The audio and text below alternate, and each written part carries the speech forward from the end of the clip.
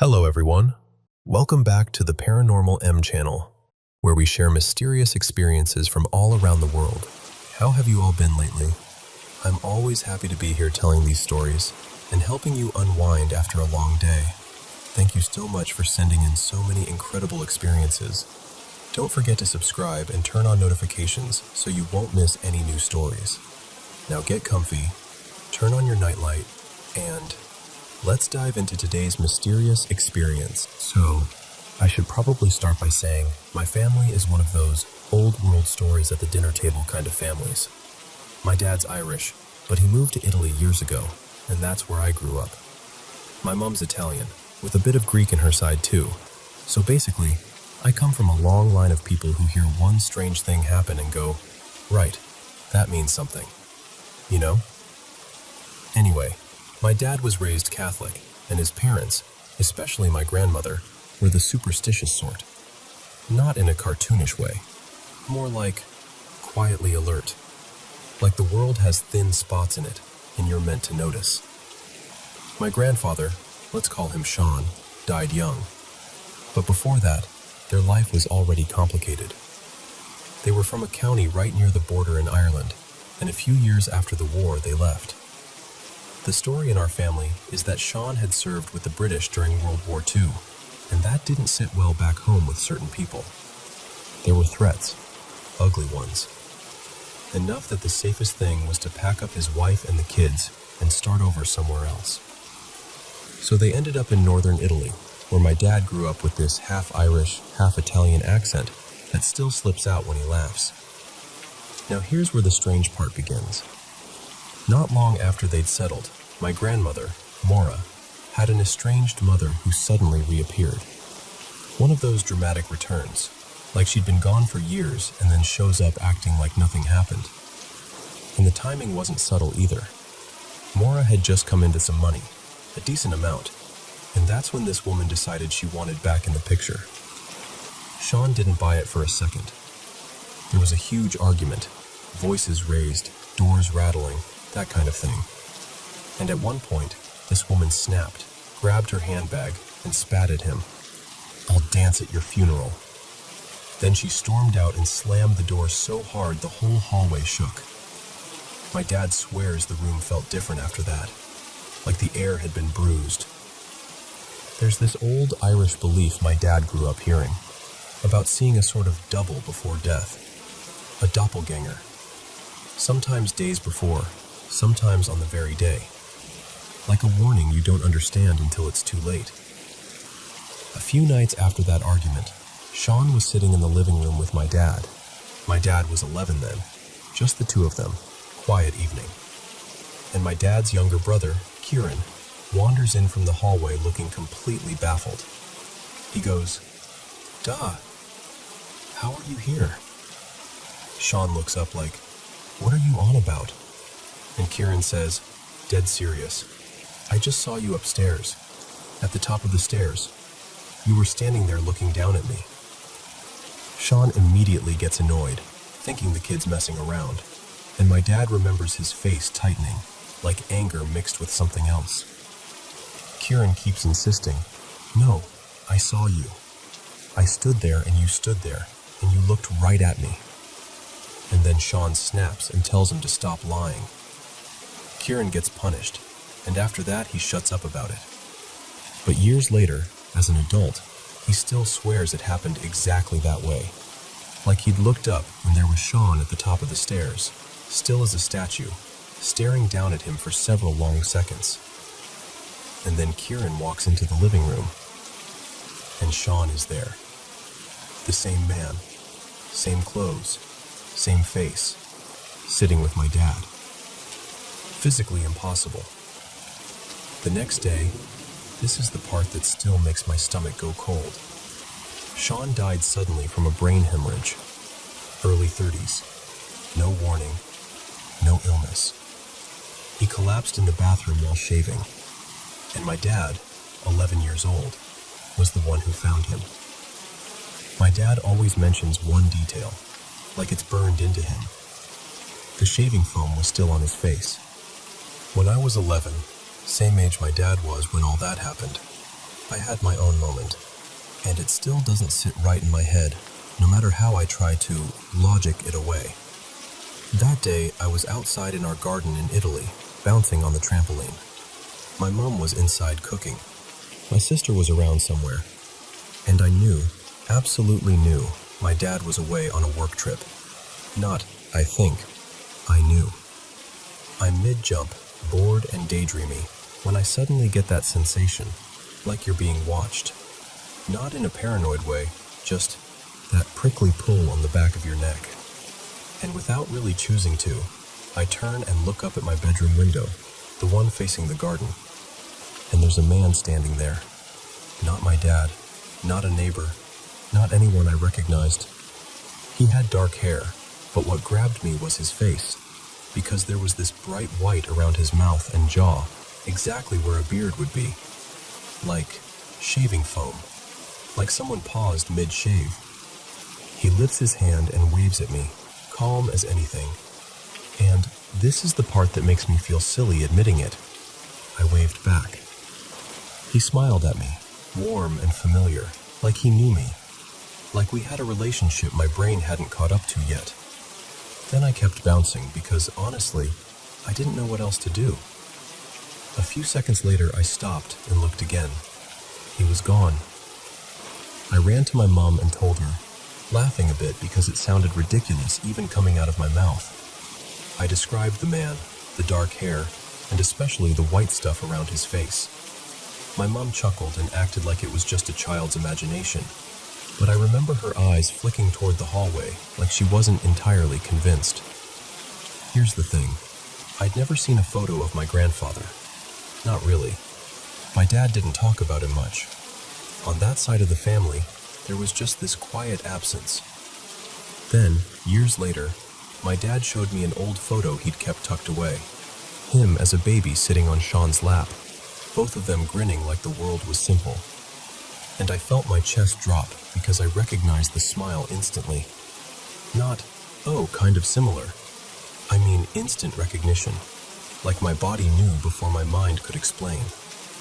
Same expression, same energy, even the way he held himself. Neat suit, working man pride, eyes that looked kind but steady. And then there's my sister. She was given an Irish name partly in his memory, Neve. And when she was little, from about 3 to 4, she used to do this thing in the mornings. She'd pad into my parents' room half asleep, and then suddenly her face would light up, and she'd point out into the hallway, where the door was open, and she'd go, "He's there again." When she was even younger, she'd just say, "Man," like it was the most normal thing in the world, and she'd try to pull my dad out into the hall. Always my dad, never my mom. Once she actually said, "He wants to see you, Papa." My sister didn't know anything about Sean. Neither did I at that age. We just knew there wasn't a grandfather on my dad's side, and it was this topic that sat behind glass, visible but not touched. My dad talks about him more now, carefully but more, like he can finally do it without breaking. And when you stack all these moments together, the thing on the stairs, the timing, the shaving foam, the man in my window, my sister pointing into an empty hall, it starts to feel less like random weirdness and more like someone trying. Like Sean didn't get to be a grandfather in life, so he came back in the only way he could, quietly, briefly, almost politely, just to check in, just to see who his children became and who their children became. And honestly, I don't even find it scary. Because from everything I've been told, he adored his family. He was the kind of man who would have been all in, morning hugs, carrying kids on his shoulders, fixing things around the house, making you feel safe just by being nearby. It would have been nice to know him. But maybe, just maybe, we did, in a strange way.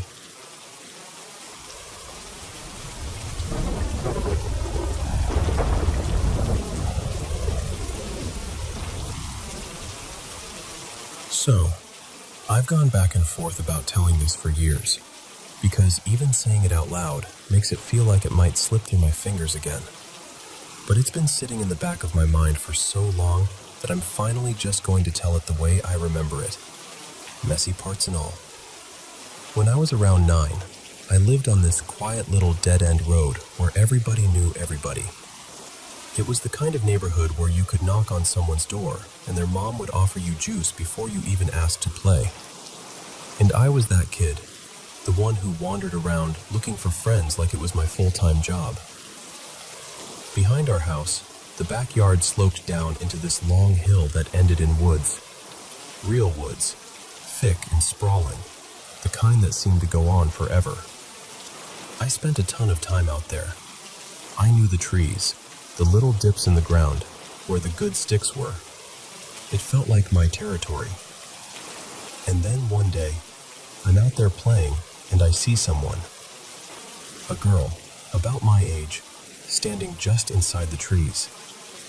Not deep in, just a few steps past the edge. She had warm brown skin, really long dark hair, and the weirdest part was her clothes. They weren't dirty or torn, just not modern. Like something you'd see in an old photograph, maybe. It made my stomach do this little flip, the way it does when something is familiar and unfamiliar at the same time. I waved, because of course I did. I was friendly. I remember calling out something like, "Hi," and she looked absolutely terrified. Not shy, not cautious, terrified. Like I'd caught her doing something she wasn't supposed to do. She spun around and ran, fast, vanishing into the trees like the woods had swallowed her. I ran inside and told my mom. She gave me the classic grown-up answer. Probably just a neighbor's kid. But I knew it wasn't. There weren't any new families moving in. There wasn't even a house tucked back there. I knew all the kids on our road. I knew their bikes, their dogs, the sound of their screen doors.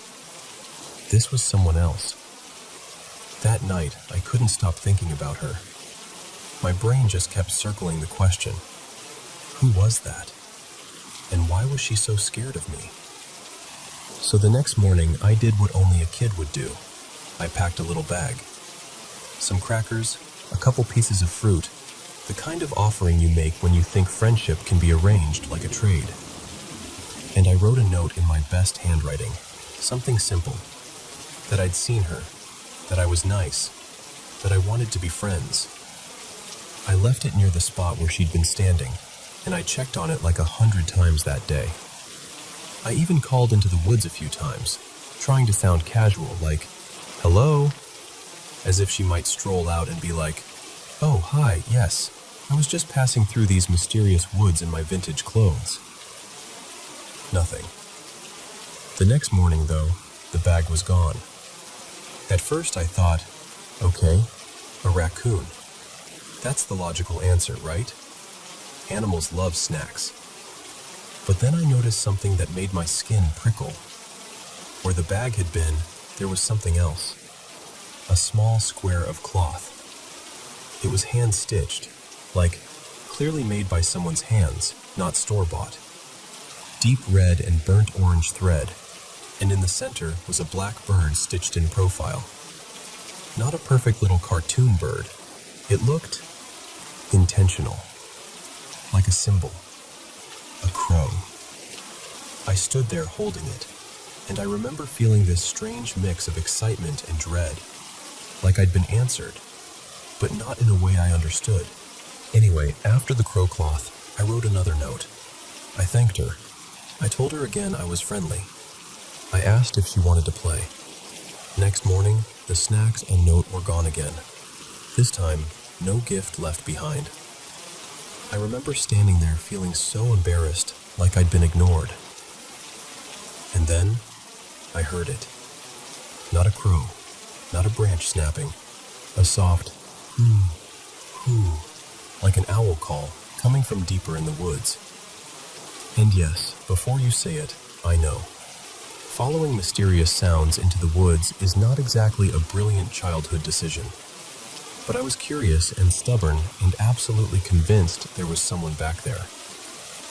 So I followed it. I walked farther than I ever usually did, pushing through brush, ducking under branches, and then suddenly the trees opened up into a clearing I swear I'd never seen in my life.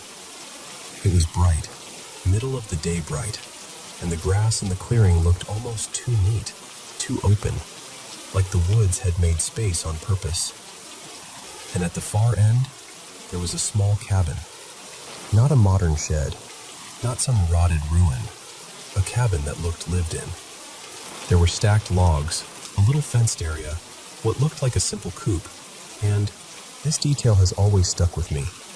A wooden rocking chair sitting by itself out in the open, not even on a porch, just in the middle of the clearing like it had been placed there for someone to sit and watch. I froze. My heart was hammering because suddenly I was thinking, this is a stranger's property. I'm going to get yelled at, or worse. And then the cabin door opened. She stepped out. Same girl, same hair, same clothes. And this time she didn't look terrified. She looked nervous, but like she'd been expecting me. She lifted her hand and waved me over, quick and small. I walked up slowly, and she pointed to herself and said, very clearly, Mara. That name has stayed with me in my bones. I tried to talk to her, but it was obvious English wasn't really her language, or at least not the one she was used to. We managed, though. You know how kids can communicate with half words and gestures and just trying. Inside, the cabin smelled like herbs and smoke. She showed me little handmade things, woven bits, carved pieces of wood, twine bracelets, tiny bundles tied up like charms. All of it made from stuff you'd find in the forest, but done with this careful, practiced skill, like she'd been making them her whole life. There were rules, though. I wasn't allowed in part of the cabin. She'd block a doorway with her body and shake her head, eyes wide, like, don't even ask. And she didn't want to go outside with me. She kept glancing toward the trees like someone might appear any second. She drew pictures in the dust on the table to explain things. She made it clear she wasn't allowed to leave the clearing, that her parents, she called them something like Ma and Da, but softer, would be angry if they knew I was there. At some point she gave me this herbal tea. I drank it to be polite, but I remember thinking it tasted like dirt and bitter leaves. She watched me like it mattered whether I finished it. I asked her where she was from, and she said a word I've never been able to place. Something like Paladun or Palia. I don't even know. I just know the sound of it still rattles around in my memory like a pebble in a jar. The weirdest part is how the day ends, because after that, everything gets soft, like the edges blur. I remember her humming, this low, gentle melody, as she walked me back through the trees. I remember the feeling of stepping out near the front edge of my yard, like the woods had suddenly spit me back out where I belonged. And then, nothing. I just remember waking up the next morning like the night had been cut out of my life with scissors. Of course I told people. I told my stepbrother and one of my friends from down the road, and instead of laughing, they got excited. They wanted to meet her. So we did the whole snack and note thing together, like a little ritual. But after that first time, it was like the woods went quiet on purpose. No more gifts, no more signs. We searched and called and tried to find the clearing again. For weeks, then months, and it was like it had never existed. 2 years passed. We'd basically stopped talking about it, even though I never stopped thinking about it. And then one afternoon, we heard it again. Ooh, ooh. All three of us heard it, and we saw a girl between the trees, just a flicker of her before she ran. My whole body lit up with this rush of relief because finally, someone else was seeing it too. I wasn't making it up. I wasn't crazy. We chased the sound deeper and deeper, and then suddenly, the clearing was there again. I remember stepping into it and turning to grin at them, like, see, I told you. But when I looked back, they weren't there. The cabin was gone too. No coop, no fence, no rocking chair. Just grass. My stomach dropped so hard it felt like falling. I started yelling their names, spinning in circles, trying to understand how they could vanish when I'd been hearing their footsteps behind me. And then the crows started. Not one or two. A full storm of cawing, loud and relentless, like the air itself was full of wings. But I didn't see a single crow. It was just sound, everywhere, pressing in, confusing. It made my thoughts feel scrambled, like panic was shaking my brain. I remember clapping my hands over my ears and still hearing it, like it was inside my skull. I ran. I bolted back the way I thought we'd come, crashing through brush, heart pounding so hard it hurt. And the terrifying thing was that I kept thinking, I didn't come this far. Why can't I find the edge of the woods? Why does it feel endless? I was convinced for a moment that I was going to be stuck in there. And then I slammed right into them, my stepbrother and my friend, hard enough that we all stumbled. The instant we collided, the crows stopped. Just gone. Like someone flicked a switch. They were furious at me, shouting, accusing me of running off and leaving them. They said they'd been right behind me, and then suddenly I took off and disappeared, and they didn't know where to go. And I swear to you, I do not remember doing that. I remember turning around and they were gone. I remember being the one left behind, but they believed I abandoned them. When I got home, I got in massive trouble. My stepbrother was upset, crying, telling everyone I ditched him in the woods. No one wanted to hear my side. Don't go in the woods again, the adults said, like that would solve whatever the woods had decided to do. Years went by. I grew up. And the older I got, the more the story stopped sounding like an adventure and started sounding like something I didn't have words for. I went back once when I was older, determined to find the clearing again. I couldn't. But I heard crows in that area, faint, distant, when no one else with me heard a thing. I remember standing there feeling this awful, sinking embarrassment, like maybe there was something wrong with me. But even now, as an adult, whenever I see a crow, I get this strange feeling, like it's looking back a little too long, like it recognizes me, and I don't know what to do with it. Was it just a weird childhood encounter I've built into something bigger?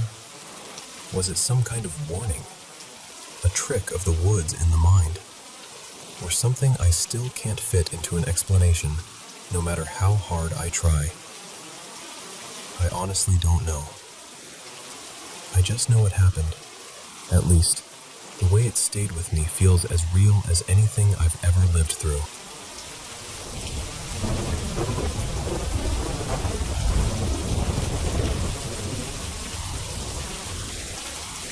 Okay, so I need to set the scene a little, because it matters.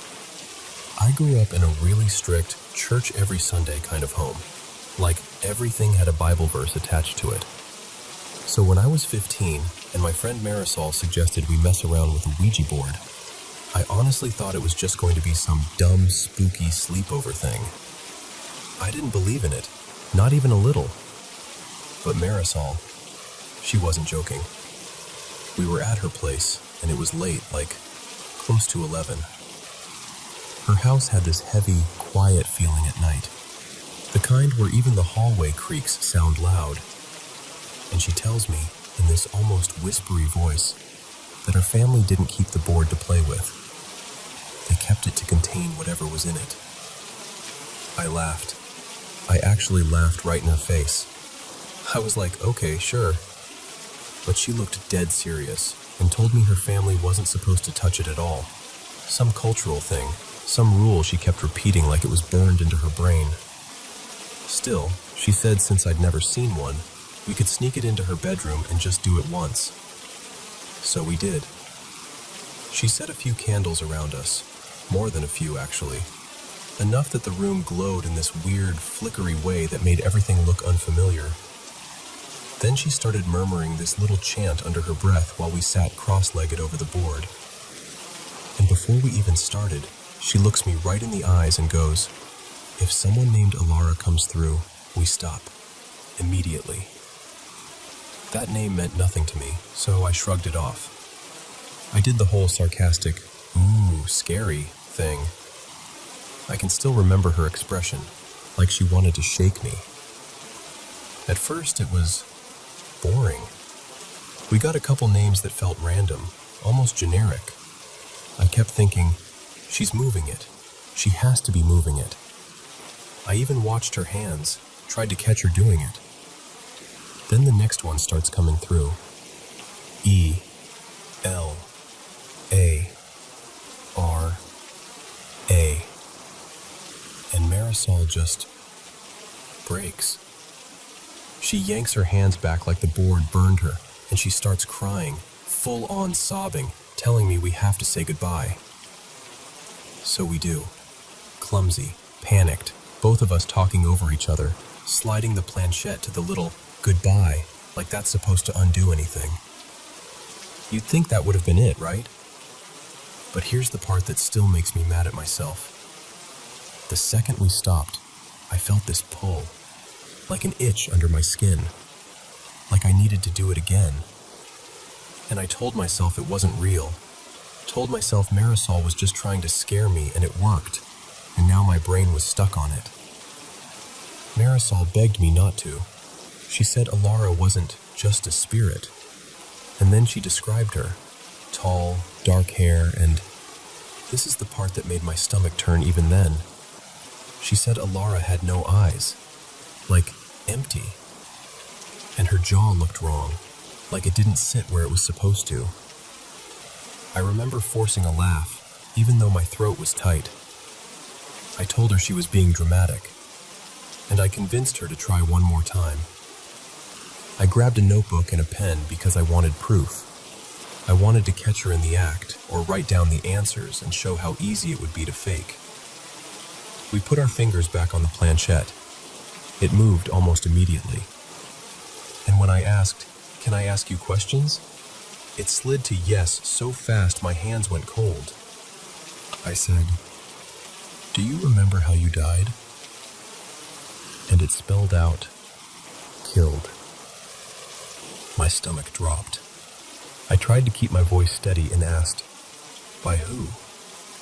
And the planchette moved slower at first, like it was dragging through thick syrup. D, E, V, I, L. I stared at it, waiting for Marisol to laugh, waiting for anything to break the tension. Nothing. So I said, barely above a whisper, "Who?" And it did it again. Devil. Faster. I asked again, like an idiot, and it spelled devil a third time so quickly it was almost violent. And then the planchette jerked hard, slipped out from under our fingers, and smacked into the closet door.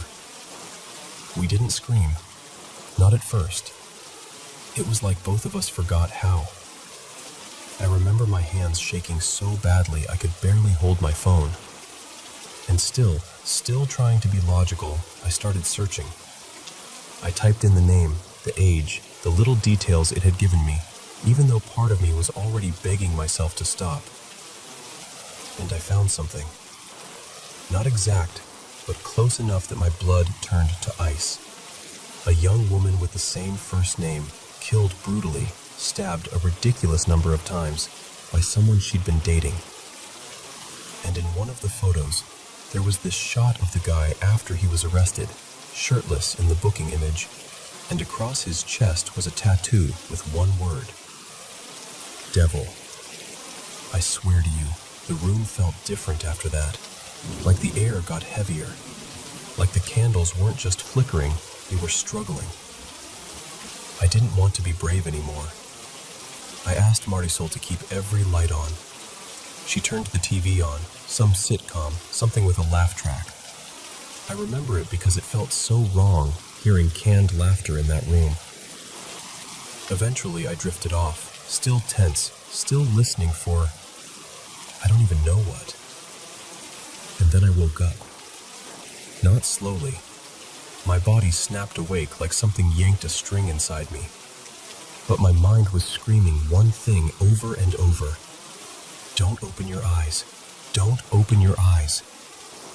The lights were still on, so even with my eyelids shut, I could tell the room was bright. Until it wasn't.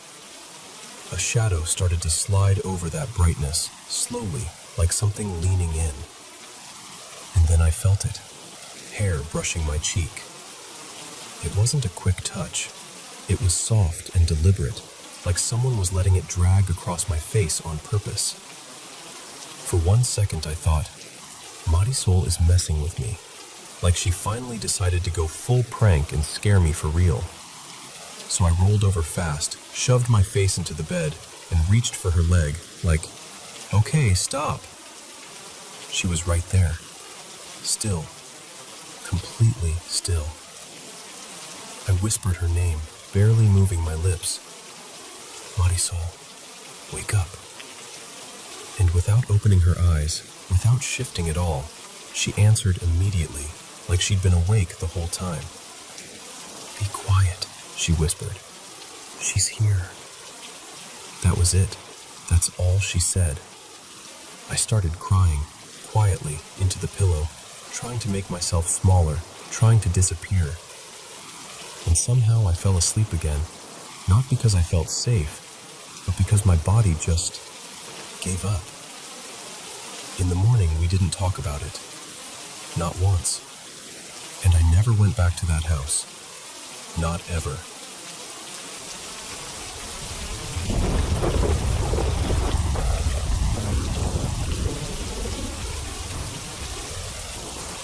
So, I don't tell this story at parties, because it's the kind of thing that changes the whole mood.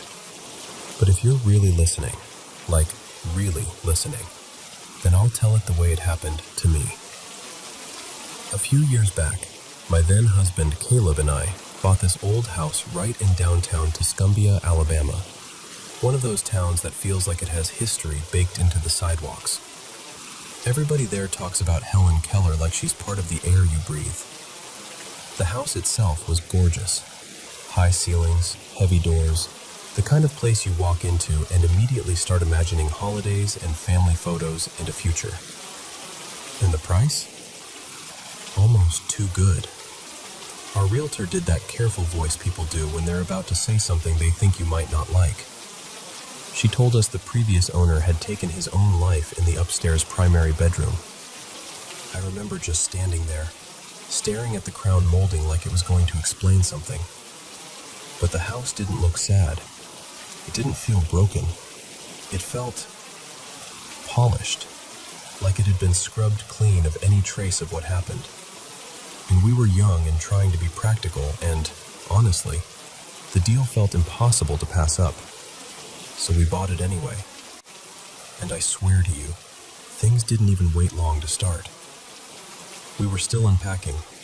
We didn't have a dishwasher yet, so I'd washed a few glass tumblers and left them upside down in a drying rack on the counter.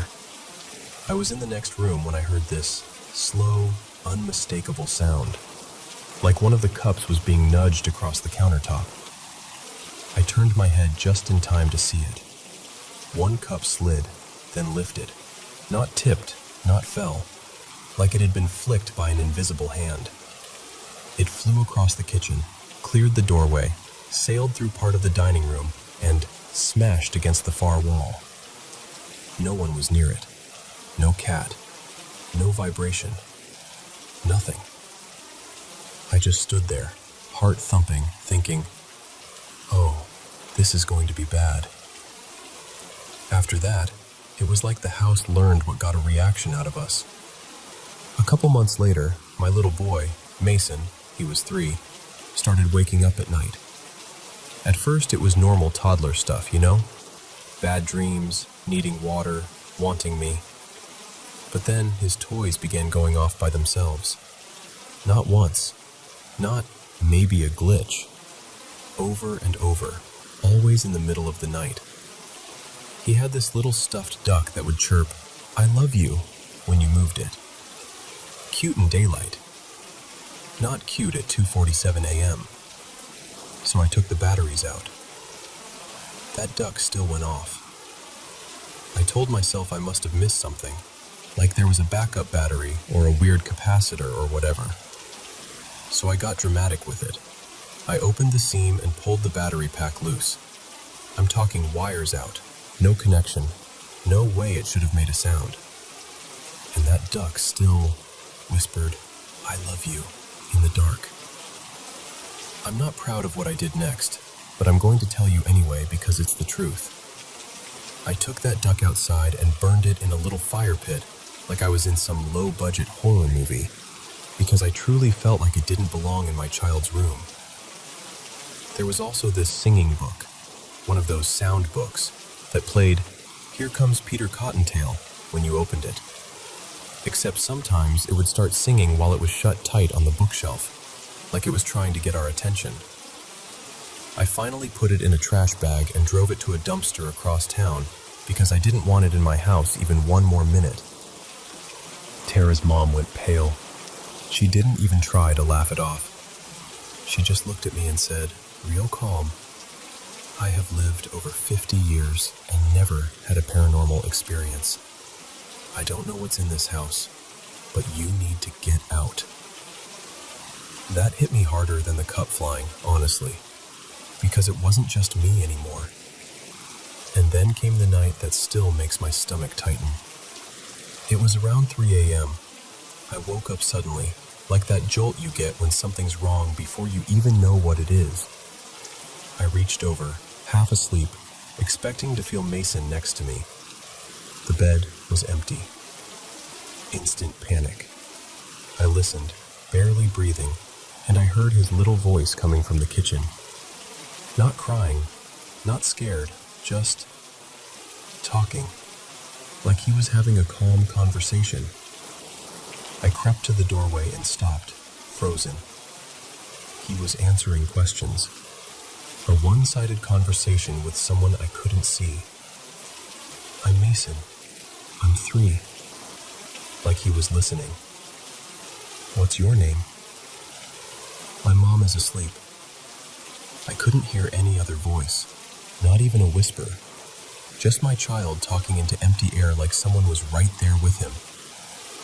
Then he suddenly ran back toward me, eyes wide, excited and urgent in that toddler way, and he grabbed at my arm and said, "Mommy, wake up, wake up. The lady says she's my grandma." And I swear the room tilted, because both of his grandmothers were alive at the time, healthy, not in our house, not in our kitchen at 3 in the morning. I scooped him up so fast he yelped, and I backed away like the air itself might grab him again.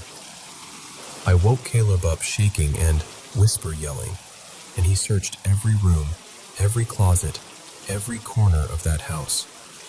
Nothing. No one. But after that, I started dreaming about a dark figure. Not like a person, more like a shape made out of shadow. It would circle the bed slowly, like it was taking its time. And every single time, it would stop right at my side and bend down until it was face to face with me. No features, no eyes, just that heavy presence. I always woke up in that room, the same room we'd been told the previous owner died in, covered in sweat, heart racing like I'd just barely escaped something. Around that same time, my marriage started collapsing in a way that felt like it was rotting from the inside out. Caleb was drinking more and more, working non-stop, coming home angry, unpredictable. The house didn't cause all of that, but I swear it felt like it fed on the tension. Like the worse things got between us, the louder the house became. Eventually, I couldn't take it anymore. I made him leave. And for a second, just a second, I thought, okay, now it's just me and Mason. Maybe it'll calm down. It didn't. One afternoon, we were sitting on the couch watching a movie. Something harmless, animated, bright. Mason wandered into the kitchen to grab a snack, and suddenly he screamed. Not a whiny, "I dropped something" scream. A full-body terror scream. I ran in and he was gasping, shaking so hard he couldn't even speak. That kind of fear where their little face looks older for a moment because it's so real. I held him and kept asking what happened, trying to slow his breathing, trying not to fall apart in front of him. Finally, he choked out through tears. "Grandma, I saw Grandma. She made a monster face at me." I didn't stop to reason it out. I didn't stop to argue with myself about logic. I grabbed my keys, picked up my child, and we left. We stayed with family for a while, and after a couple weeks, I went back at night to get clothes and a few important things. I pulled into the driveway, and I remember thinking I could hear a football game. There's a stadium not too far away, and it sounded like a crowd roaring. But as I got closer, I realized the noise wasn't coming from outside. It was coming from inside my house. I unlocked the front door, and my blood went cold.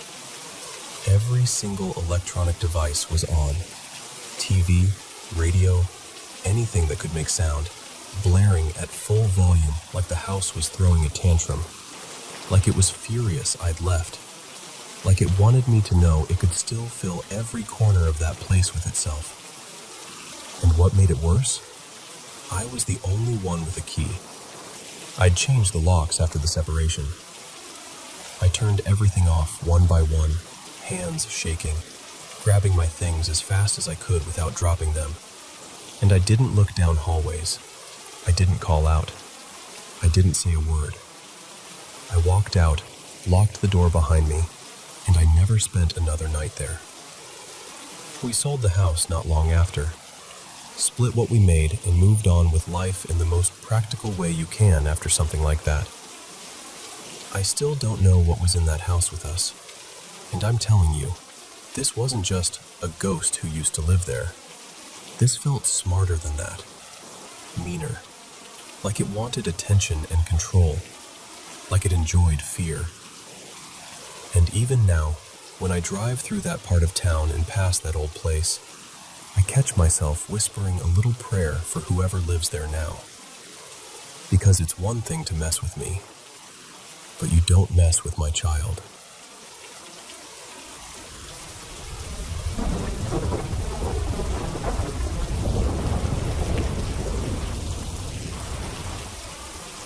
So picture this with me. It's early evening, getting on for 6 o'clock on a drizzly Monday in early November. I'm 26, fresh out of the office, and I'm walking home along Clarence Street in Staines, heading toward Egham. Clarence Street back then had this tired, lived-in feel to it. 4 lanes, a thin little median running down the middle, and the sidewalk on my side. Honestly, it barely deserved the name. Just wide enough for 2 people to squeeze past each other if both of you were polite about it. And the surface was all patchy slabs and uneven bits that loved to catch your toe at the worst possible moment. It's rush hour too, so everything's busy. Cars crawling along, people streaming past, umbrellas bobbing, puddles everywhere. One of those walks where you're constantly adjusting your path so you don't clip someone's shoulder or step into a surprise lake. I'm watching my footing, and I look up and see a young woman coming toward me, maybe 10 or 12 feet away. Long dark hair, a pale blue coat, and this big tan tote bag hugged under her arm like she's protecting it from the rain. We do that little sidewalk dance where we both subtly shift to make room for each other. Easy. Normal. I glance down, just for half a second, to avoid a cracked bit of paving. And the exact moment I look up again, everything changes. The young woman is gone. Not walked past me gone. Not turned into a doorway gone. Just gone. Like someone deleted her. And then I realize it isn't only her. The cars I'd been watching, 2, maybe 3 in my immediate view, are gone too. The rain is gone. The sound is gone. The puddles, the wet sheen on the road, even that damp smell in the air. It's like someone snapped their fingers and switched the world off. The ground on my side of the street is bone dry. I stop dead, like my body decides before my brain does. My skin prickles, every hair standing up, this instant animal recognition of something is wrong. I whip my head around thinking, no, she must have slipped past me. I just missed her. But there's no one behind me. No one in front of me either. As far as I can see along that side of the road, the sidewalk is completely empty. Not a single commuter. Not a single car parked up. Nothing moving. Nothing. Except for one person. There's an old man now, about 20 feet ahead of me, standing right at the curb. And I can say that with total certainty. He wasn't there before. He simply wasn't. He's probably late 70s, maybe older, slightly hunched, wispy gray hair with a bald spot. And he's dressed in this dark suit that looks slept in, crumpled, baggy in the wrong places, like he's been wearing it for years without ever really taking it off properly. But the strangest thing, before I even clock the rest of him, is how he's standing. His heels are planted on the curb, but his feet are angled so his toes hang out over the road, suspended in midair. It doesn't look like he's balancing carefully either. It looks effortless. Like gravity just doesn't apply to him the way it should. I'm frozen, staring at him, taking in every detail because I'm trying to convince myself I'm hallucinating. And then I notice his arm. He's pointing hard, arm fully extended, toward the bridge at the end of the street, like he's trying to direct someone urgently. And even though I can't see his face clearly from behind, I can see his mouth is open, like he's shouting, or warning, or calling out. Not him, not the cars, not the people that should be around me. Nothing. Just silence, thick and absolute, like the world is holding its breath. So I follow the line of his finger and look toward the bridge, expecting, honestly, I don't know what I'm expecting. A crash, a fire, something, anything. But there's nothing obvious. And that's when I notice the other side of the street. Across the median, everything is normal. Cars are still moving. People are still walking. It's still raining over there, properly raining, umbrellas up, puddles splashing, exactly like the world is supposed to be. Except, I can't hear any of it. Not one horn, not one engine, not one voice. It's like I'm watching them through a soundproof window. And visually, it isn't right either. The colors over there look too vivid, almost oversaturated, while my side feels drained and gray, like someone turned the contrast down. The commuters across the way move oddly too. Not quite like a film on fast forward, but a little too brisk, a little too smooth. Like the rhythm of them is off by just a fraction. And the whole scene has this subtle blur to it, like I'm seeing it through wet glass. I'm standing there, staring, and the only thing I can hear is my own breathing, louder than it should be, and my heartbeat thudding in my ears. Then it hits me. I still need to get home. I still need to walk forward. And the only way forward is past this man. So I edge to the right, giving him a ridiculously wide berth. So wide my shoulder nearly brushes the wall of the buildings, because I do not want to be anywhere near him. But I keep him in my peripheral vision the whole time. And as I pass, I'm thinking, maybe he's lost. Maybe he's confused. Maybe he needs help. I'm trying to keep the world sensible, trying to make it something I can understand. Also, I'll admit it, I want to see his face. I want to know what expression goes with a person who stands like that and points like that in a place that suddenly has no rain, no sound, and no people. So I take 3 steps past him, and I turn my head to look back. And he's gone. Gone the same way the woman was gone. Just blank. And the space where he was is empty sidewalk and empty road. There is nowhere he could have gone. No cars to hide behind. No doorway to slip into. No alley. Nothing. I feel cold all over again.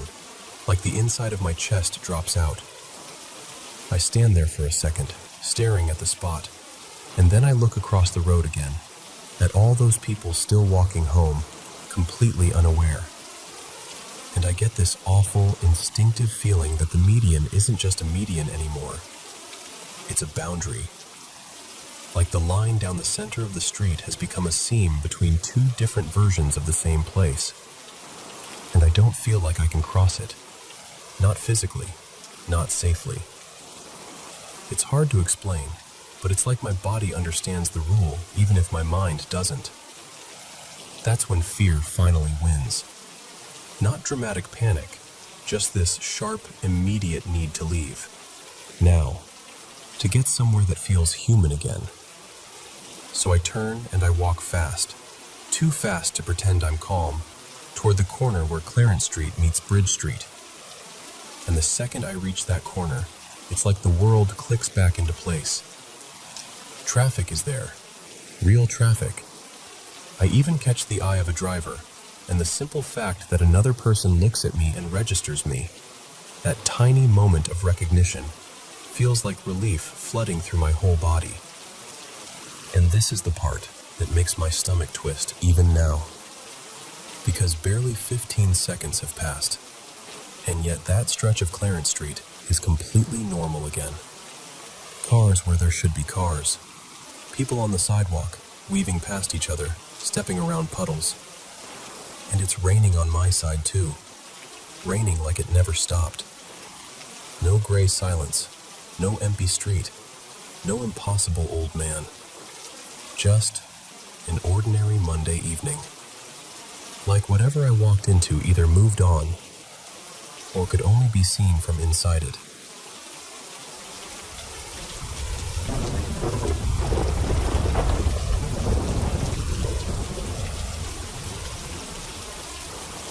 So this happened back in university, and I'm telling you right now, I'm not exaggerating. Every part of this happened exactly as I remember it. But if you're the kind of person who needs logic in a neat little box, that's fine. Just hear it as a ghost story and let it be that. Back then, I was studying acting in China at a university not too far from the border. Cold winters, windy streets, that kind of place. Starting in my second year, I moved off campus with my girlfriend at the time. Well, I'll call her May.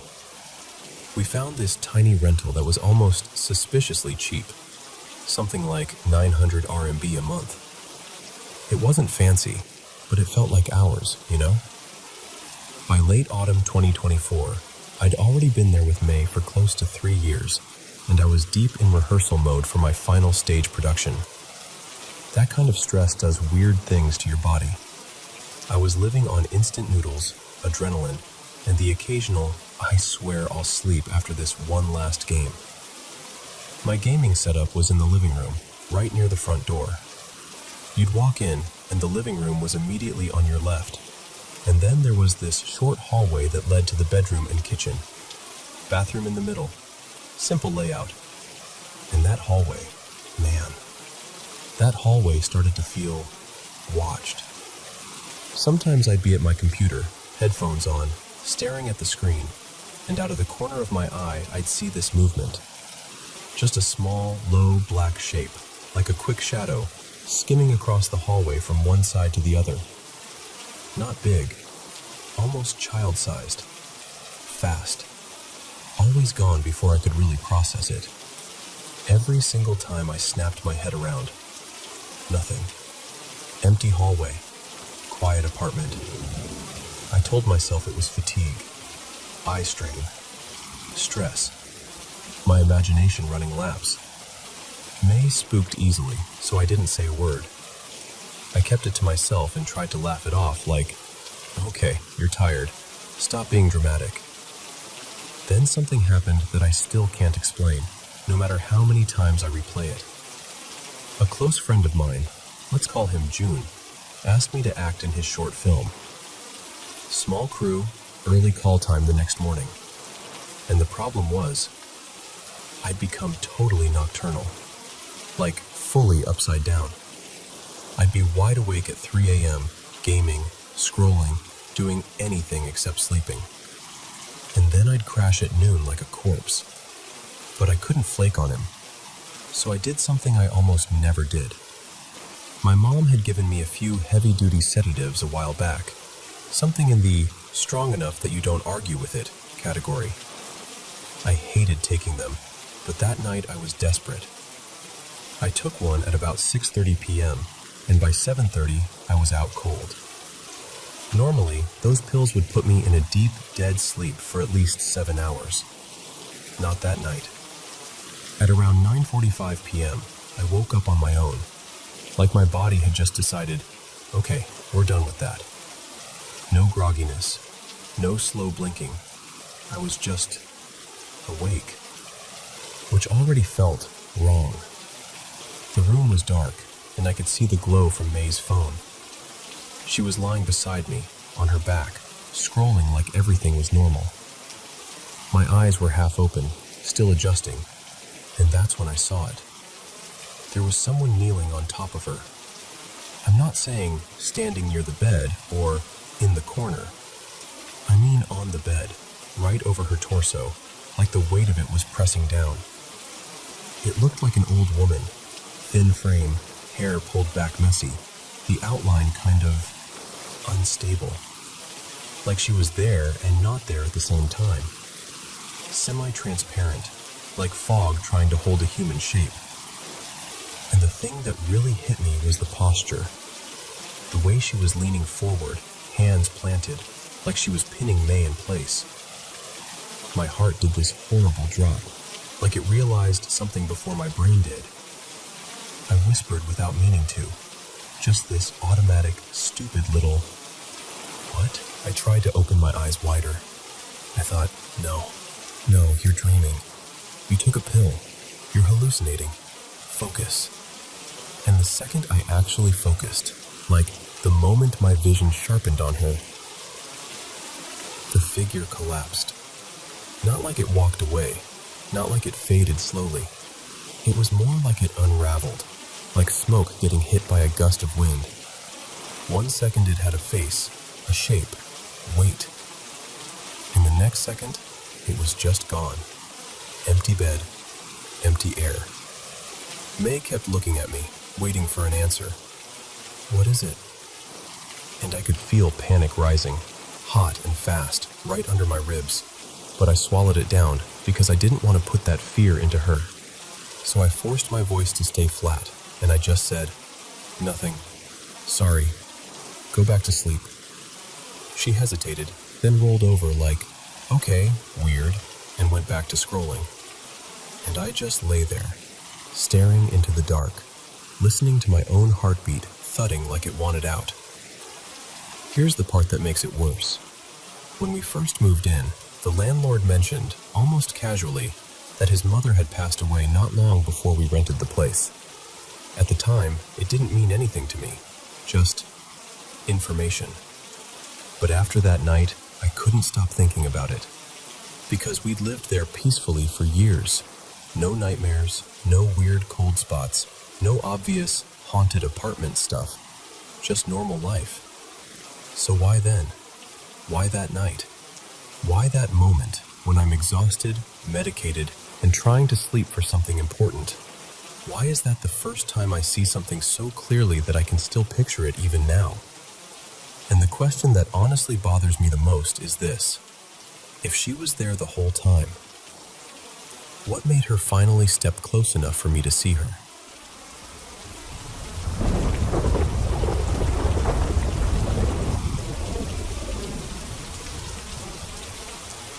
Hey, can I tell you something strange that happened to me a few years back? It still gives me goosebumps when I think about it, but in a weird way, it ended up being one of the most important things that ever happened in my relationship. So this was about 4.5 years ago.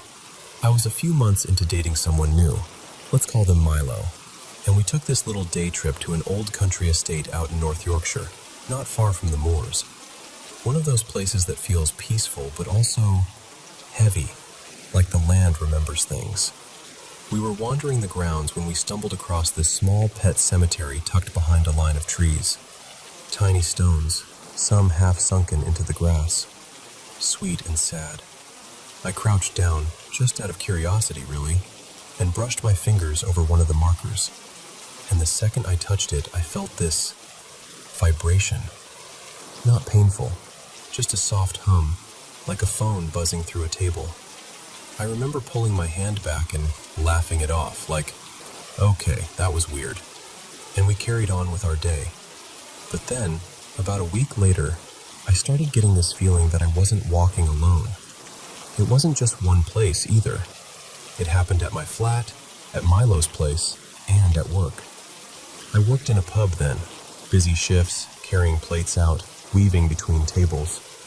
And I'd suddenly feel this presence right behind me, matching my pace step for step. You know when you can sense someone close even if you haven't heard them? That. At first I kept telling myself I was imagining it. Stress, tiredness, whatever. But it didn't stop. It grew. After a couple of weeks it got sharper, more specific. Like my brain wasn't just sensing something. It was starting to see it. One night I was down low, cleaning out the bottom drawer of the ice cream freezer, and out of the corner of my eye I saw black legs striding toward me, fast, like someone in a hurry. My whole body jolted. I looked up properly, expecting one of the bar staff, and nothing. Nobody. Just the empty stretch of floor and the sound of the fridge motor. And then it started happening more often, always in the corner of my eye. This figure, roughly my height, maybe a touch taller, solid looking but wrong somehow. Stocky shoulders, no details, no face. Just a standing shadow, like a person-shaped cutout that didn't belong to any light source. Sometimes it would peek from around door frames. Sometimes I'd catch it in mirrors, just for a heartbeat, before it was gone. And the moment I turned my head directly toward it, it would vanish like it had never been there at all. It didn't feel evil, exactly. It wasn't like horror movie dread. It was more like being followed by someone you can't quite confront. It kept making me jump. I started hesitating before opening the bathroom door at night, bracing myself in case it was there. I checked the back seat in my car like an idiot, half laughing at myself, half not laughing at all. And I didn't tell anyone. Not for weeks. Because how do you say that out loud without sounding like you've lost it?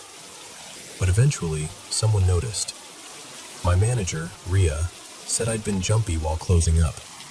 And that night, as I was loading the glass washer, I saw the shadow move again. Not drift, move. It ran around the corner toward me, arms out like it was going to grab me. I flinched so hard I nearly dropped a rack of glasses. That was the moment I finally whispered it to someone else. I think something's been following me. So I went to my mom. My mom, Janine, reads tarot. She's always been calm about that kind of thing. Not dramatic. Not the type to hype you up. And I didn't want to influence her, so I told her nothing. I just asked her to pull cards and read whatever came up. She laid them out on the table, staring at them for a long time. Quiet. Almost puzzled. I remember watching her face, waiting for her to say something normal. Something safe.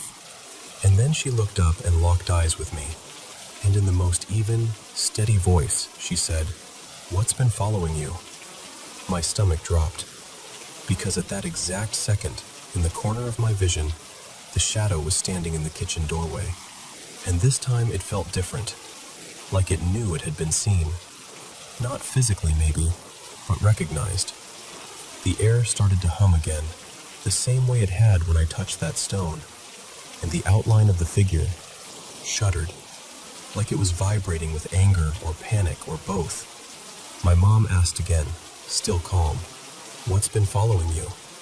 And I just told her about the estate, the pet cemetery, the stone, the weeks of feeling haunted by this faceless thing that disappeared the moment I looked at it. I asked her, "Did something attach itself to me from there?" And she shook her head. "No," she said. "It's Milo." I swear, that answer scared me more than anything else. She tapped the cards lightly, like she was reading a sentence written plain as day. The cards are saying their trauma is holding on to you, like it can't stay contained, so it's clinging. And what she didn't know, what I hadn't even properly connected myself, was that Milo had been having these intense night terrors since I met them. Sleepwalking sometimes, crying in their sleep, talking in a language I didn't understand then, shouting like they were back somewhere they didn't want to be. The moment my mom said it out loud, the shadow stopped. It didn't fade. It didn't retreat. It was just gone. Like someone had switched off a light that was never on in the first place. Afterwards, I described it to my mom, the size, the shape, and she went very quiet and said, "That sounds like it's built the same as Milo." That weekend, when I saw Milo, I finally brought it up. Not the shadow, not at first, but the night terrors. Gently, carefully, like I was approaching a wild animal that might bolt if I moved too fast. And slowly, they started talking. Not all at once, but piece by piece.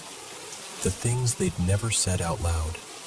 The stuff that had been buried so deep it was leaking out in sleep, in fear, in silence. And here's the part that still blows my mind. After a few weeks of those long, honest conversations, those heavy late-night talks where you feel like you're holding someone's heart in your hands, the night terrors stopped, and the shadow never came back.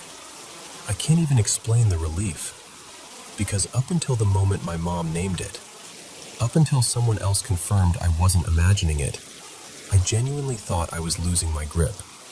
And what I never expected was that it wasn't some spooky thing from an old estate at all. It was something human, something unspoken, something dark but not malicious, just unresolved. We've been together nearly 5 years now, and Milo is more open than they've ever been. We've worked through so much. It's still weird to say, but in a twisted way, that second shadow feels like it was pointing at the truth, like it was forcing the silence into the light. And honestly, as terrifying as it was at the time, I think it ended up being a kind of sign. Not that we were cursed, but that we were meant to heal something, together.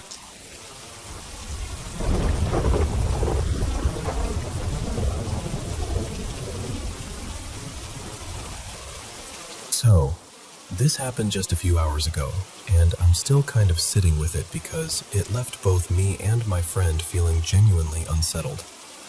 Earlier today, I met up with my friend Mina for lunch. Nothing unusual, just a normal catch-up. After we ate, we walked over to this big interchange train station nearby. You know the kind. Multiple lines, platforms on different levels, stairs in one direction, escalators in another, people moving everywhere like a current. We were heading to different platforms, so we stopped in that little in-between area where the staircase and the escalator split. We stood there for a minute, chatting and saying our goodbyes. Nothing dramatic, just text me when you're home vibes. Then we finally peeled off in opposite directions. I headed for the stairs. Mina went toward the escalators. And here's the thing. The stairwell I took is one of those enclosed ones. Solid walls, no glass, no open view.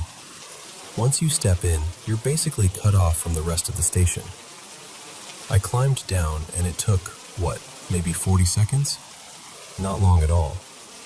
While I was walking, I reached into my tote and pulled out my earbuds. Ended up putting them in as soon as I got to the platform. The moment I stepped out onto my platform, I checked my phone, and Mina had messaged me literally seconds earlier. She wrote something like, "Wait, did you go the wrong way?" So I replied, confused, "No, I'm on my platform. Why?"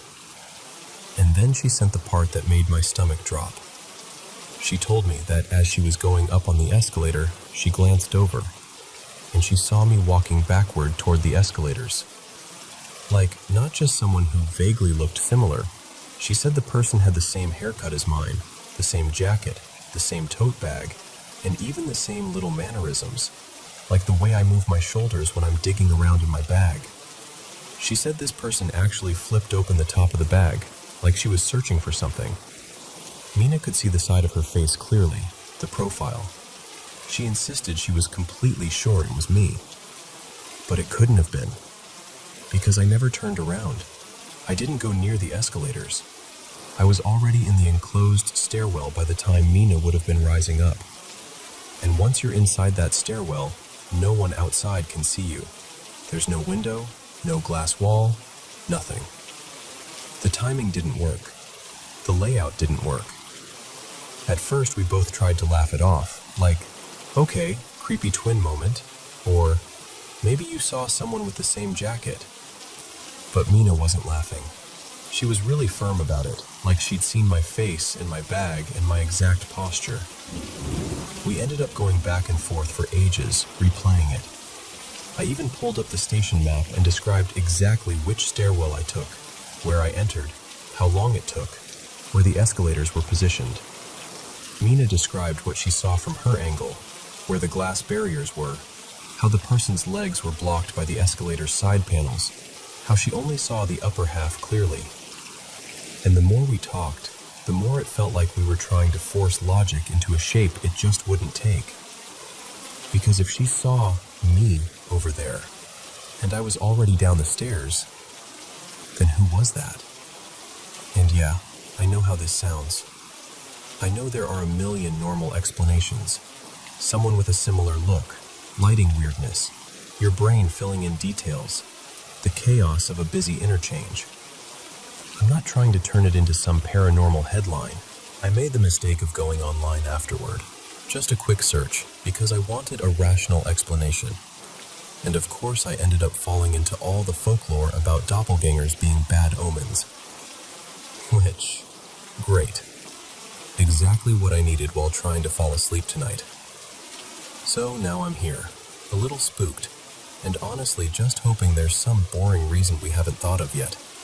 Like an odd reflection off station signage, or Mina catching a glimpse of someone and her brain snapping it into, that's her, because we'd literally just said goodbye. But still, it shook us. And I guess what I'm asking is, has anything like that ever happened to you? Like someone you trust insisting they saw you somewhere you absolutely weren't, so convincingly that it rattled you. And if it did happen, did it end up being nothing? Or did anything strange come after?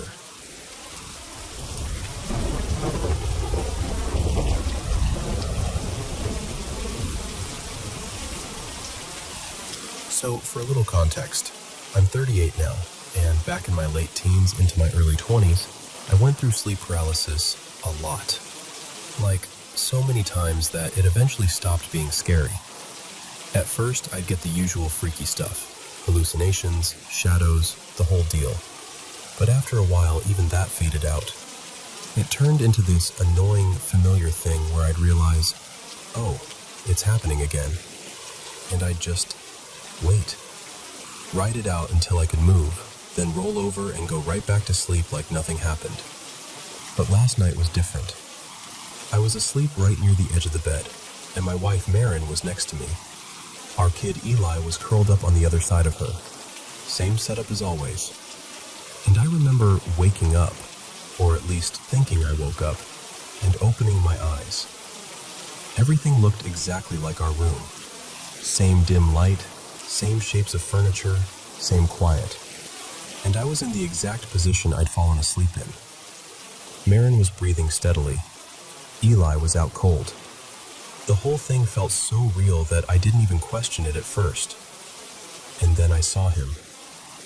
This tall figure, just an outline at first, standing there with that unmistakable hat shape, wide brim, and a long coat, like a trench coat, the collar popped up. The silhouette was so clean and familiar that my brain immediately went, no way, is this the Hat Man? Before I could even process it, he was suddenly right there, lifting me like I weighed nothing. And I'm not a small guy. I'm close to 260 pounds. So in my head I'm thinking, okay, that's ridiculous. But it didn't feel ridiculous in the moment. It felt terrifyingly effortless, like gravity didn't apply to him.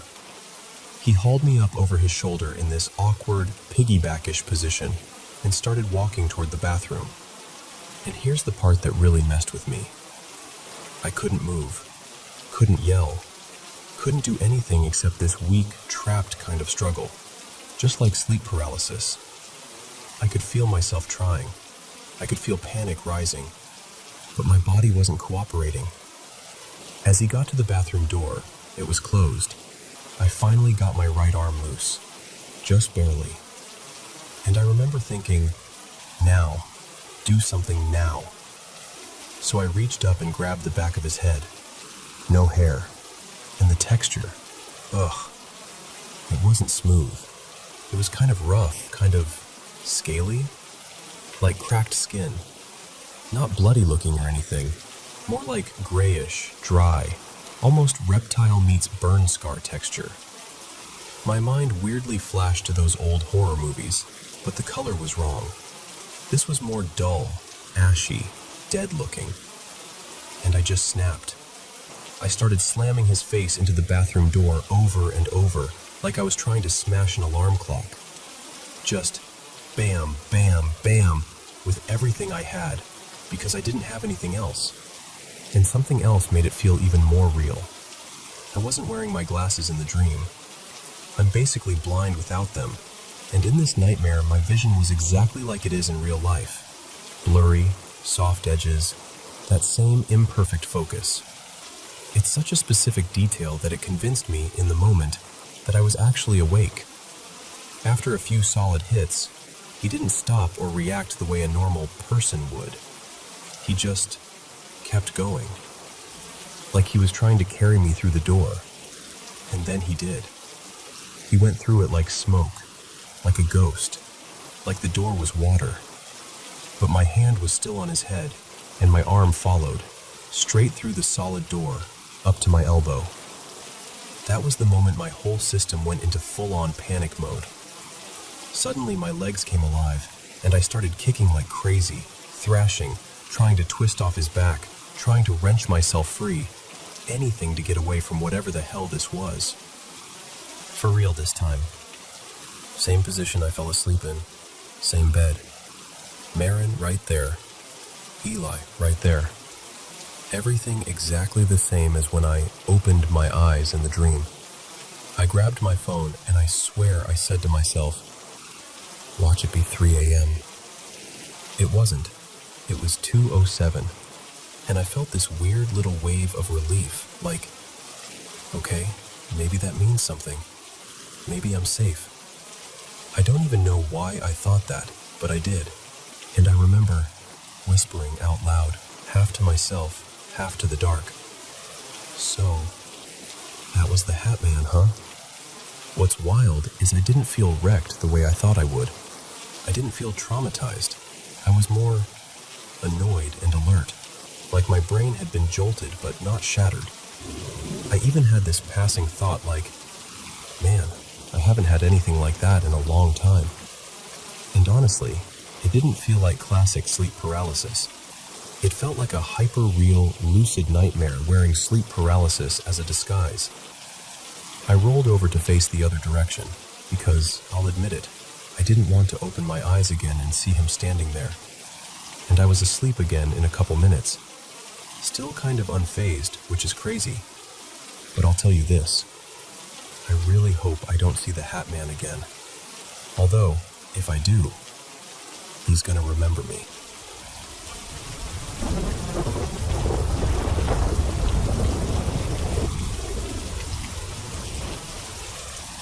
So, this all went down over a few years, around 2011 to 2014, give or take.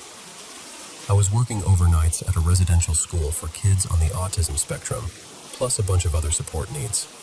And just to be clear, I've always loved paranormal stuff. But I was that annoying kind of skeptic who'd say, I don't believe it unless I see it with my own eyes. Yeah, that attitude didn't survive that job. Overnight staff got rotated constantly. Only a couple senior people had their units because they'd proven they could handle anything at 2 a.m. without losing their minds. Me? New guy. I was everywhere. And because I was everywhere, I started hearing everybody's ghost stories. But here's the thing. I only ever personally experienced weird stuff in 2 specific places. I'm not going to call anyone else a liar, but I can't vouch for the other stories. These 2, though? These were mine. For privacy, I'm going to keep it vague and call them Unit M and Unit R. I'll start with Unit M because it's the lighter one. Unit R is the one that... yeah, that one did it. Okay, Unit M. Picture a long hallway, 6 bedrooms on each side, like a weird overnight dorm vibe. One end opens up into a living room/kitchen area where night staff would camp out. The other end of the hallway had this door to a stairwell, and it was the kind of door that would beep if you opened it. Safety rules, alarms, the whole thing. This was my first overnight job, so at first I kept blaming everything on being exhausted. But the thing I saw on Unit M was so consistent, it got hard to write off. Out of the corner of my eye, constantly, I'd see what looked like a kid-sized shadow, like this black shape, darting from the last bedroom down toward the stairwell door. Quick, fast, low to the ground, like a little kid running full speed. And here's what messed with me. The stairwell door never moved. It never beeped. But I'd still see that shadow streak right toward it like it vanished through it. And it wasn't once or twice. On a good night, I'd see it 10 times, sometimes more. Just zip, there it goes again. So eventually I finally said something to one of the older staff, and he barely even looked up. He just goes, like it's the weather forecast. Oh yeah, that's the sprinter. He doesn't hurt anyone. The sprinter. Like this was a coworker I just hadn't met yet. And apparently the regular overnight people on that unit had basically accepted it. Some staff never saw it. Some saw it constantly. And it was always overnight. Like it had a schedule. Then there were a few nights where, right around 3 a.m., the plastic containers in a kitchen cabinet would start rattling, like someone was nudging them from inside. And it would keep going until I stood up. Then it would stop.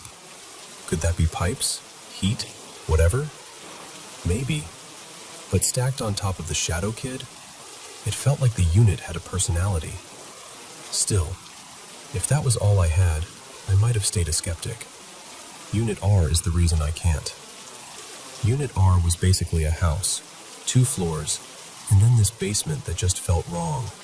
Like, you know how some basements are just unfinished and creepy, but this one felt aware that you were down there? That kind of creepy. There was a single remodeled playroom in the basement too. Bright walls, kids stuff, the whole attempt to make it feel normal, which almost made it worse, honestly. I later became a restraint specialist myself, and even thinking about it still makes my stomach twist, because it shouldn't happen.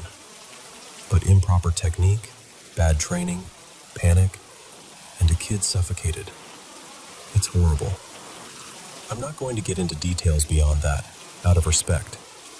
We'll call the boy Eli. And apparently, Eli stuck around. What people said, half joking, half not, was that Eli liked to mess with staff. Like prankster energy. Not evil. Not violent. Just a kid who didn't stop being a kid. I actually ended up getting assigned to Unit R more and more because people didn't want it. They'd complain, that place is cursed.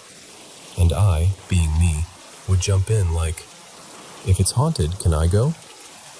Everybody would stare at me like I was volunteering to get hit by a car. But it worked.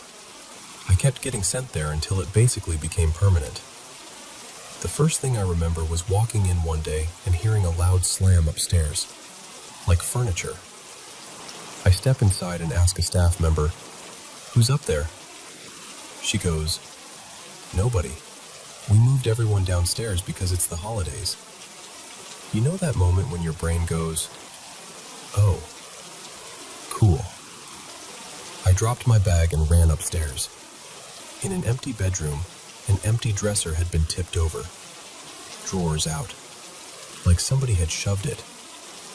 Weird, sure. But I didn't see it happen, so part of me still kept that little skeptic shield up.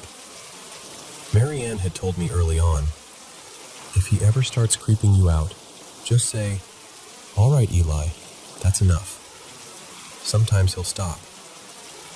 And I remember thinking, yeah, okay, I'll tell the ghost to cut it out. Sure. Most of the activity happened around Christmas time, and it kind of made sense in a sad way. Holidays hit the kids hard, especially the ones who couldn't go home. Emotions ran high, and I started wondering if that kind of energy, I don't know, stirred things up for Eli too. The living room in that house was huge. On one side, there was a Christmas tree the kids had decorated. On the other side, near this pass-through window into the kitchen, there was a trash bin. And the distance between the bin and the tree wasn't small, like 20 feet easily. One night, I hear this little sound from the living room, like a sharp tink, then a faint rattle.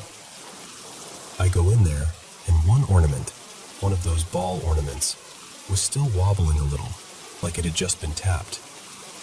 And under it, on the floor, was a chicken bone. I just stood there, staring at it, completely confused. I walked the bone over to the trash and realized the kids had had chicken for dinner earlier. So I'm standing there like, did somebody throw this? From the trash?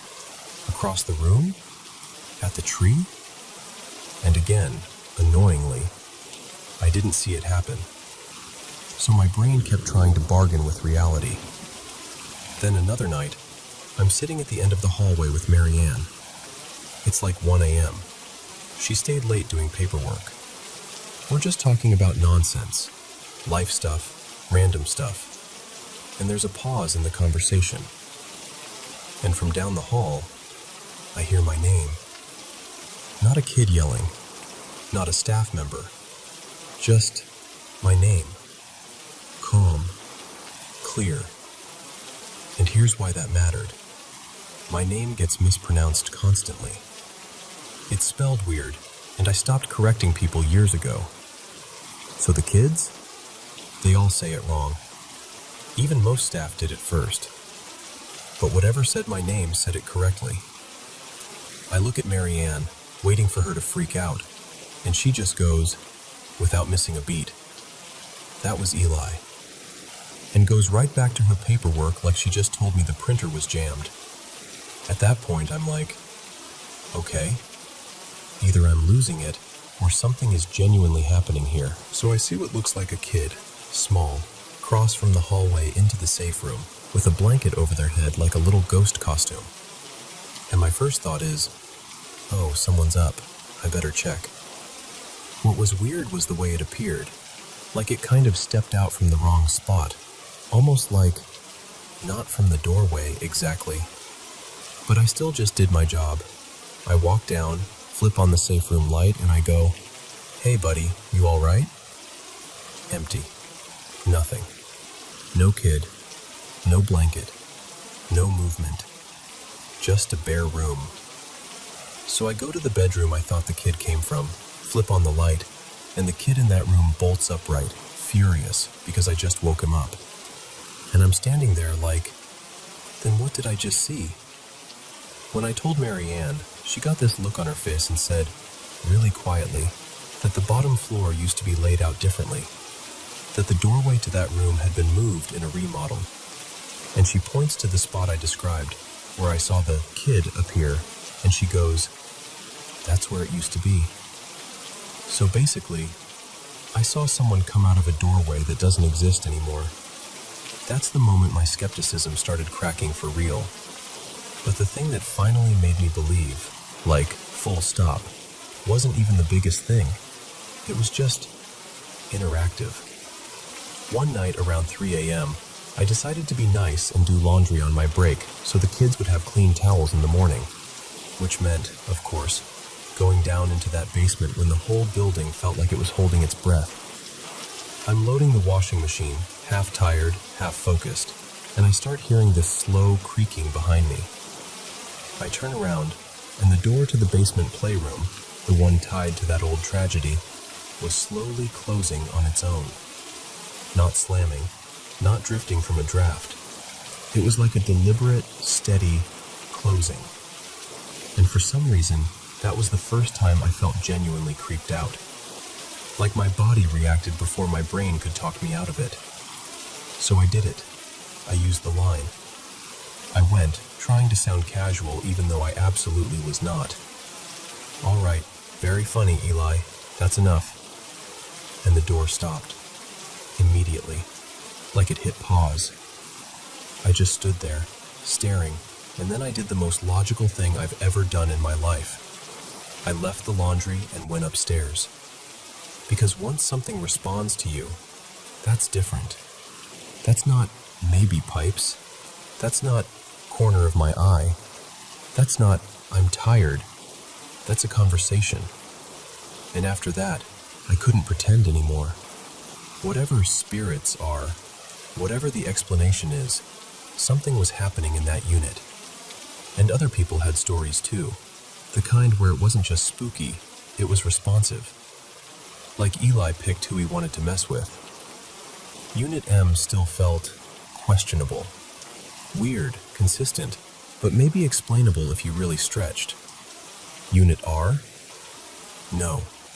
I genuinely believe Unit R had the presence of a boy who stayed the age he was when he died, like 8 or 9, despite the fact he would have been an adult by then. Over time, things on Unit R calmed down a bit. Like maybe he got used to me, or maybe I finally showed enough respect that he didn't need to escalate to get my attention. Every now and then, there'd still be little stuff, his shenanigans. And honestly, I didn't even mind. It was just that basement. It's always the basement at 3 a.m. that makes you go, "Okay, I'm good. I'm done for tonight."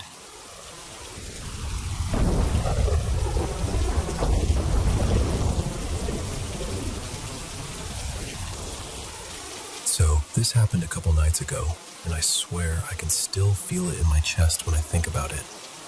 My partner and I were staying at his dad's place because we'd gone down for the holidays. You know that kind of sleep where you're not fully out, but not really awake either. Everything feels muffled and slow. At some point in the middle of the night, I heard him get up to use the bathroom. It woke me just enough to see him leave the room. I remember watching him go, blinking into the dark, and then I started noticing how freezing it was. Like, the kind of cold that seeps right through the blankets. I could tell a window was open. I lay there, arguing with myself. Don't get up, you'll fully wake up. But also, you're actually shivering. I finally gave in and got up to close it. I even remember thinking, half asleep, Noah's going to be annoyed. He likes the fresh air. But I was too tired to care. I climbed off the bed, padded over, and shut the window. Then I crawled back in and settled down again, that heavy, sleepy feeling pulling me under almost immediately. And then, this is where it turns. A few seconds after I got back into bed, right as I was drifting off, Noah reached an arm out toward me. We do that all the time, like this quiet little habit. He stretches his arm out and I kind of hold it or stroke it until I fall asleep. It's comforting, automatic. So I started caressing his arm like normal. And then my brain caught up. Because he had literally just walked out of the room. I felt this instant electric fear shoot through me, like my body realized it before my mind did. I sat up fast, grabbed the arm harder, like pure fight or flight kicked in, and I looked. And I swear to you, the arm wasn't attached to anyone. It was just there. An arm reaching from the side of the bed where he should have been, but he wasn't. The rest of him wasn't. Just the arm. My mouth started moving before I even thought about it. I said, "Grandma?" Which makes no sense because my grandma passed away years ago. Then I said another name right after, and I can't remember it now, but it was strange. Like a name I'd never heard in my life. Almost like my brain made it up on the spot. And the moment I said it, something shoved me. That's the only word that fits. It felt like a force pushed my shoulders down, and I slammed back onto the mattress. And then it was like I got switched off. I didn't get to look closer. I didn't get to scream. I just blacked out. And then I woke up. Fully woke up this time. Heart pounding, body hot, that awful sick terror feeling like I'd been dropped into ice water. I shot my head toward the window because I needed proof I wasn't losing my mind. And the window was still open. Wide open. Which meant I never got up. I never closed it. That whole part, the getting up, the shutting it, even the thought about Noah being annoyed, none of it actually happened. But here's what makes it worse. I could still hear him in the bathroom. He was still in there. That part was real. That part was what woke me up in the first place. So I'm lying there staring at the open window, listening to him moving around in the bathroom, and my brain is trying to stitch it together. How I could be awake enough to see him leave. Awake enough to feel the cold. Awake enough to remember the room exactly right. And still have something that vivid and physical happen that wasn't real. It only lasted a few seconds, but it felt endless. In the moment, I honestly thought I was about to have a heart attack. I've never felt fear like that in bed, in the dark, when you're supposed to be safe. Noah's sister later told me it sounds like sleep paralysis, but I don't even know. Because I always thought with sleep paralysis you can't move at all. And I did move. I sat up. I grabbed the arm. I spoke. So I keep looping on it, trying to make sense of it, because I really just want to stop replaying. Hey friends, welcome back to the Paranormal M channel. How's your day going? Drop a comment below and let me know. I really love being here, sharing my paranormal experiences from around the world and reading your comments. And by the way, thank you so much for sending in your own paranormal stories. Don't forget to subscribe and turn on notifications so you won't miss any new videos. Now, let's get cozy, put on our headphones, and dive into today's paranormal experiences. Hey, so I've got a story I don't tell often, mostly because it still makes my throat tighten a little when I say it out loud. I grew up in the Appalachian Mountains, and when I say I grew up there, I mean in it, in the thick of it. The woods weren't just nearby, they were the backdrop of everything. Back then, we didn't have phones in our pockets, no little screens tugging at our attention. We had long afternoons, muddy shoes, and the kind of imagination that makes a stick feel like a sword and a hollow log feel like a castle. My best friend back then was a girl named Jolene, and we were the kind of kids who could disappear into the trees for hours and come back sunburned, scratched up, and proud of it. We had this stretch of forest behind my family's place where the underbrush got so tangled you had to shoulder your way through it. We'd follow deer prints, dare each other to climb higher than we should have, hop over cold little streams that cut through the rocks like they'd been there forever. But fall was when the woods felt like they were opening up. Once the leaves started dropping, the forest floor showed itself, and paths that didn't exist in summer suddenly looked clear enough to follow. Every year, we'd push our exploring boundary a little farther. We even had what we called bases, secret spots we'd claim like we were the first people to ever find them. And the funny part is, no matter how brave we acted, we always stayed close enough that, if we stood on our toes, we could still catch a glimpse of my house through the trees. Until one day we didn't.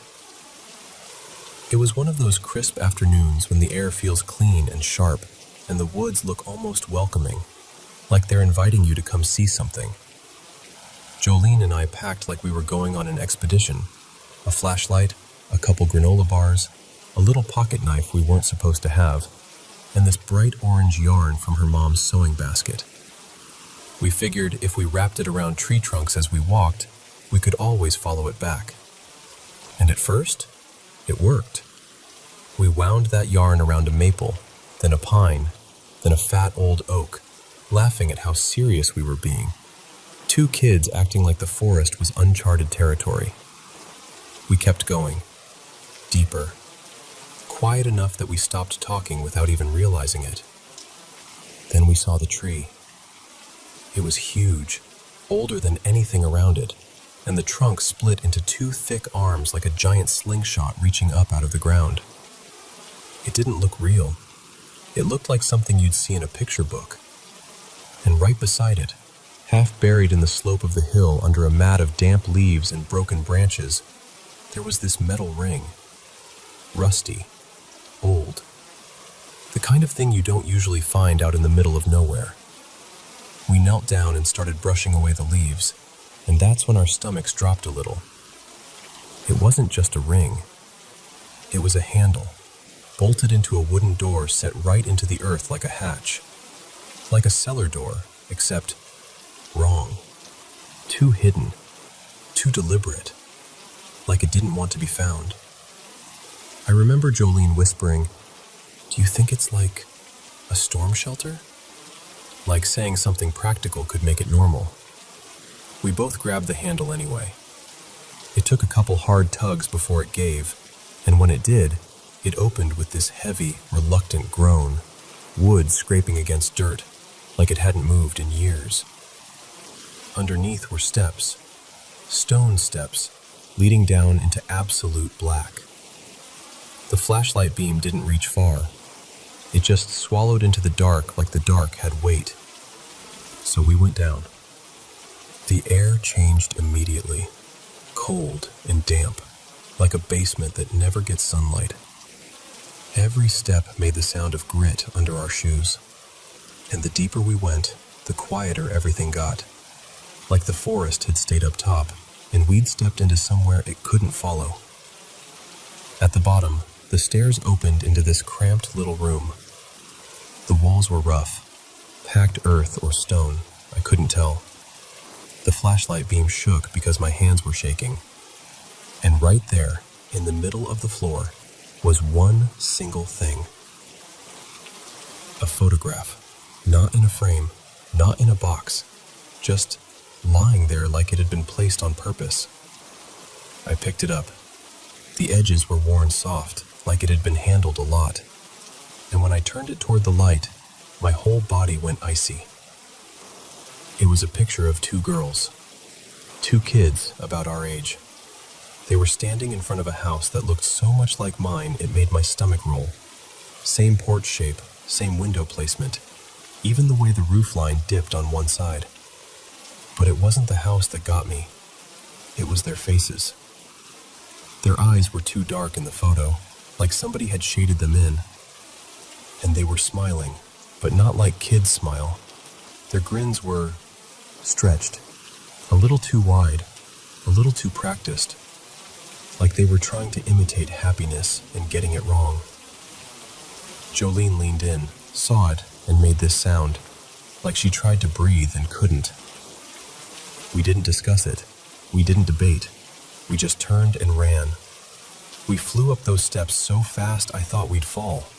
And when we burst out into daylight, it felt like we'd been underwater and finally broke the surface. Then Jolene grabbed my arm and said, "The yarn." We looked. Every loop we'd wrapped around the trees, gone. Not snapped, not trailing off, just not there. Like someone had walked behind us and unwound it neatly, quietly, taking our way home away.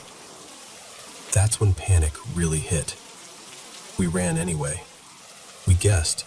We turned when we thought we should turn. We pushed through brush that clawed at our jackets.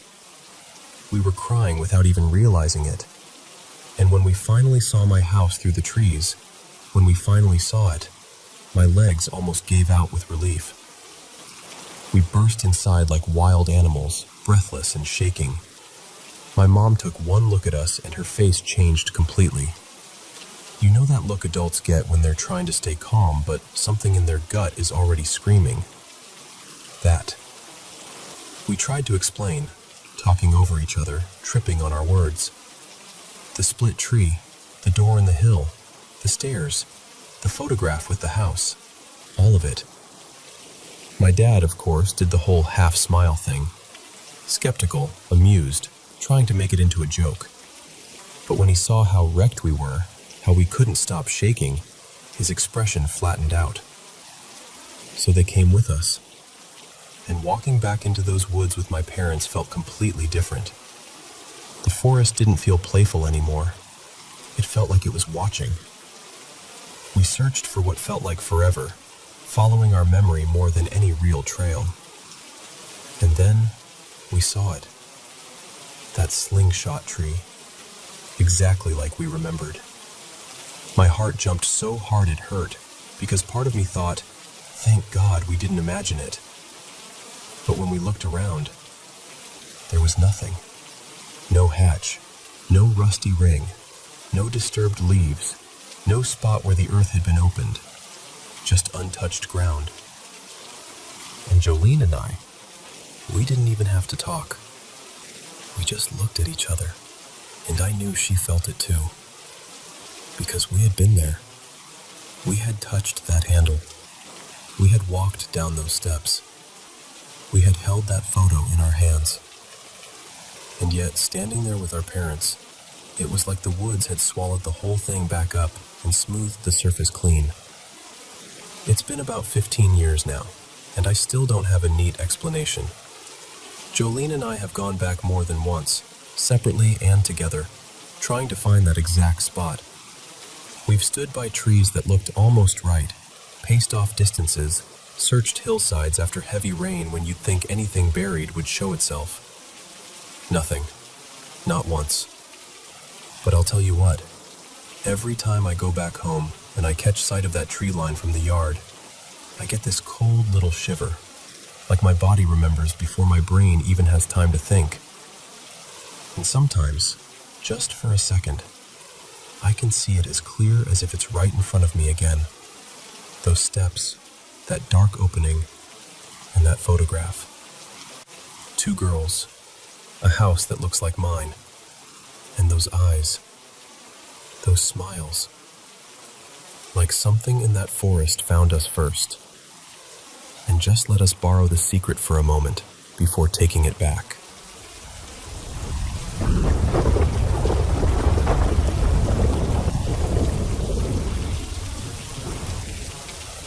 So, I've always been the there's a reasonable explanation kind of person. I'm not saying weird stuff can't happen, but I've never really put much faith in paranormal stories, especially eyewitness accounts. People misremember things. Our brains fill in gaps. We get tired, we get jumpy, we convince ourselves something happened a certain way because it feels true. That's been my default setting for as long as I can remember. But a few nights ago, something happened that honestly rattled me. Like the kind of thing that sits in your chest afterward and won't leave. To give you a little context, I live with my partner. Her name's Mara. And for the past couple of weeks, she's been telling me our apartment has been acting off. She's mentioned the bedroom door drifting open when we were sure it was shut. Same with the closet. Closed one moment, cracked open the next. She's also said a few things have ended up on the floor for no obvious reason, like they were nudged or slid right off the dresser. And I'll be real with you. I brushed most of it off. Our doors are flimsy and slightly crooked in their frames, and the air in our place shifts whenever the heater kicks on. Plus, Mara loves those ghost hunting shows. She's into all that. Energy, spirits, the idea that places can hold on to emotions. And I always figured that when you're already looking for something paranormal, your brain starts tagging every little creak and slip as evidence. That's what I told myself anyway. Then came that night. We were in bed, lights out, winding down. It was quiet, the kind of quiet where you can hear the building settle. And out of nowhere, we both heard something thump inside the closet. Not a soft sound, not a little rustle. A solid, something fell sound. Mara immediately sat up, like she'd been waiting for that exact moment. She was whispering, asking if I heard it too. I did, but I tried to keep it casual. I remember saying something like, probably a shoe tipped over, or maybe a hanger slipped. We have a couple storage bins stacked a little too confidently up there too, so I figured one shifted. Eventually, she fell asleep, but I stayed awake a bit longer, scrolling through a book on my phone. Not bright, just enough to read. I was lying on my back, phone held at chest level, and my eyes were basically aimed straight toward the closet doorway. And then, this is the part that makes my stomach tighten even now. Right there in front of me, maybe 5 feet away, near the closet, this round, pale sphere just appeared. It wasn't like a reflection on the wall. It wasn't a streak. It wasn't in the corner of my eye. It was dead center, clear, a shape. And for a split second it flared, like it pulsed, and the light was so sharp and bright it felt almost physical. Like someone had fired a camera flash right in the middle of a dark room. Except it wasn't coming from the window. It was coming from that thing. Then it faded out. Just like that. Maybe a second, maybe 2. But it was long enough for my whole body to react before my mind even caught up. Every hair on my arms and neck stood up. I felt this involuntary shiver roll through me, like my nervous system hit some ancient alarm button. I didn't scream or jump out of bed or anything dramatic. I just froze, staring at the darkness where it had been, trying to convince myself I'd imagined it. But I didn't feel like I imagined it. Afterward, I kept replaying it, going through possibilities like a checklist. Could it have been an airplane? We're not far from a flight path, and you'll occasionally see light shift through the room. But again, those are moving sources. This wasn't moving. It didn't wander. It didn't scatter. Then I went even more skeptic brain and started thinking about eye stuff. Like, okay, flashes of light can be migraines, or floaters, or any number of neurological things. But everything I've ever heard about those is that they're usually peripheral, or they look like streaks or sparks. This wasn't that.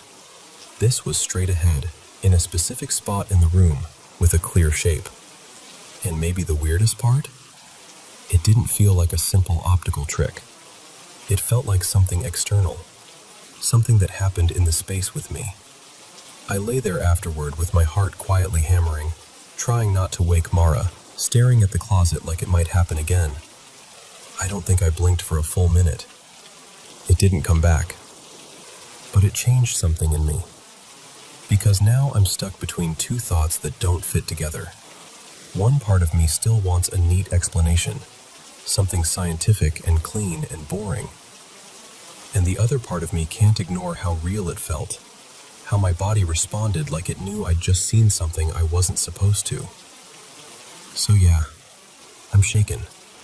I'm not claiming I saw a ghost. I'm not saying we're haunted. I'm just saying I saw something I can't easily file away, and it happened in my own bedroom, in the dark, with the person I love sleeping right beside me. And I keep wondering, if it wasn't something normal, then what was it?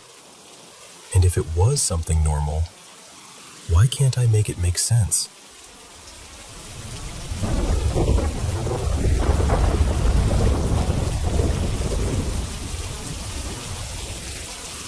Hey, so I don't tell this story at parties, because it doesn't land as a fun spooky. It lands as a quiet kind of wrong that sticks to you. The house I grew up in was strange. Not quirky strange. More like it had its own mood. And most days, that mood was watching you. We lived right where the neighborhood gave up and the woods started. Thick trees, the kind that swallow sound. And behind our backyard, past a sagging fence and this narrow strip of weeds, there was an old graveyard. Not the tidy kind with fresh flowers and neat rows. This one was hidden, half forgotten. The stones leaned like tired teeth. Some were cracked clean through, and the names on them were worn down until they were just pale scratches. Even in the middle of July, it felt colder back there, like the air didn't belong to the same season. Sometimes, if you stared too long, you'd see something move between the stones. Not a person, more like a shift, a shadow where there shouldn't be one. And every once in a while, when the whole world went still, you'd hear a murmur. Not words you could understand, just the sense of voices, like a radio turned low in another room. We didn't talk about it, not really. It was one of those family understandings. Don't invite it into conversation. And the house itself didn't exactly make you feel brave either. Lights would flicker even after my mom replaced the bulbs. Doors would ease open by themselves, slow and careful, like someone trying not to be noticed. Things would disappear. My dad's keys, a hairbrush, a stuffed animal, and then turn up in places that made no sense, like the linen closet or the basement stairs. My parents tried to be normal about it. Drafts, old wiring.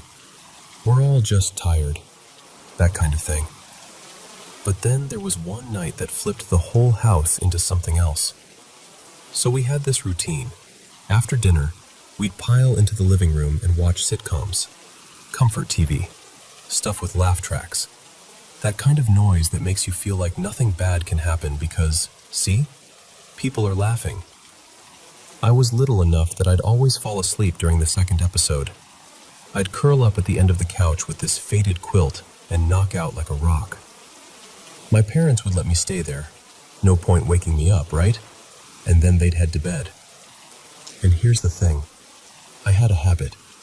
I'd wake up later, usually when the TV had gone off and the house was dark and quiet.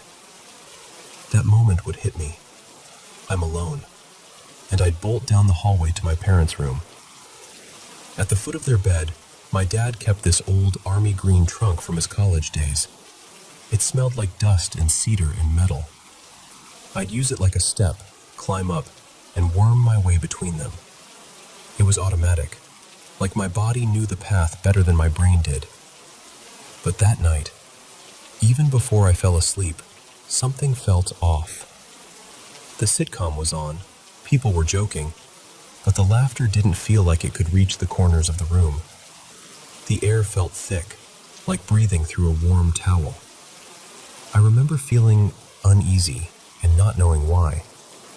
Still, I drifted off. Later, this is what my parents told me. Both of them woke up to a sound. Soft, small, that quick little pitter-patter of feet on the hallway floor. At first, my mom thought it was just me, half asleep and padding down the hall like always. My dad mumbled something and rolled over. But then the footsteps got closer, and the sound had that weird clarity it only gets at night, when the whole house is holding its breath. The footsteps stopped right outside their door, and then the door creaked. Slowly, like a careful hand was pushing it open. My mom, still drowsy, called out, "Mia, honey, come on, get in bed." No climbing, no little grunt of effort, no quilt rustling, nothing. So she tried again, more awake this time. "Mia, stop messing around and get up here." And then she felt it. This is the part that makes my skin prickle, even now. She felt a slow shift in the mattress, like weight pressing down along the side of the bed, not at the foot where I usually climbed. Like something was pulling itself up, carefully, deliberately, too slow, too quiet. My dad sat up, suddenly sharp with panic, because he felt it too, and he snapped, like parents do when fear comes out as anger. "Mia, you have 5 seconds to get in this bed." And then they looked, down toward the foot of the bed where the trunk was, and there was something. Low to the ground, on all fours, a shape in the darkness that looked like a child-sized silhouette, crouched and still, like it had been caught in the act of watching. It wasn't moving. It wasn't breathing loud enough to hear. It was just there, too perfectly placed, too perfectly wrong. My mom says the room felt colder in that exact second, like someone had opened a freezer door. My dad, fully awake now, lunged for the lamp and snapped it on. Light flooded the room, and the shadow was gone. Just gone, like it had never existed. They jumped out of bed and tore the room apart, looked under the bed, threw open the closet, checked behind the curtains. My mom even yanked open the bathroom door like I could have been standing in there silently, waiting to laugh. But there was nothing. No child. No prank. No explanation. So they ran, barefoot, hearts hammering, down the hallway to the living room. And there I was, still asleep on the couch, curled under that faded quilt, face turned into the cushion, breathing slow and peaceful like I hadn't moved in hours. My parents just stood there for a long time, staring at me like they needed to make sure I was real, like they needed proof that I was where I was supposed to be. My dad finally whispered, "Then who was in our room?" No one answered, because what do you even say to that? And after that night, everything changed in this tiny, quiet way. They didn't announce it. They didn't sit me down and explain anything. They just stopped leaving me alone in the living room. If I fell asleep, one of them carried me to bed. Every time. Like they were afraid the hallway might walk again. And this time, it might not be pretending to be me.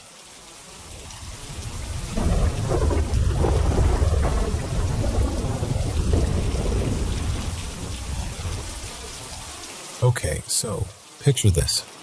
It's Samhain night here in Ireland. That kind of cold, quiet dark, where even the streetlights feel like I was 15, and I was with my two cousins, Liam and Kieran, and we had the brilliant idea of sneaking out around 2:40 a.m. to walk down to the little shop for snacks. Stupid, I know, but it felt harmless at the time, like a tiny adventure. Everything's fine on the way there. No cars, no people, just our footsteps and us trying not to laugh too loud. And then we're heading back, and when we're maybe a third of the way home, we pass this old stone church. You know the kind. Dark windows, tall shadows, the whole place looking like it's been watching you for 100 years. That's when Liam goes, really casually, lads, there's a woman there. I glance over and I see her, an elderly woman, maybe late 60s or early 70s, with this curly dark hair that fell just past her shoulders, and she's holding a shopping bag like she's just been out doing her groceries. At nearly 3 in the morning, which already makes 0 sense. We keep walking, trying not to stare. At first we're like, maybe she's just walking the same direction. So we keep going, normal pace, pretending we're not bothered. A few minutes pass, and Kieran leans in close to me and says, quiet but sharp, "Mate, she's following us." So I turn my head, just a quick look over my shoulder, and yeah, she's behind us. Same distance, same pace, not wandering, not stopping, just tracking. My stomach drops in that way where your whole body goes cold for a second.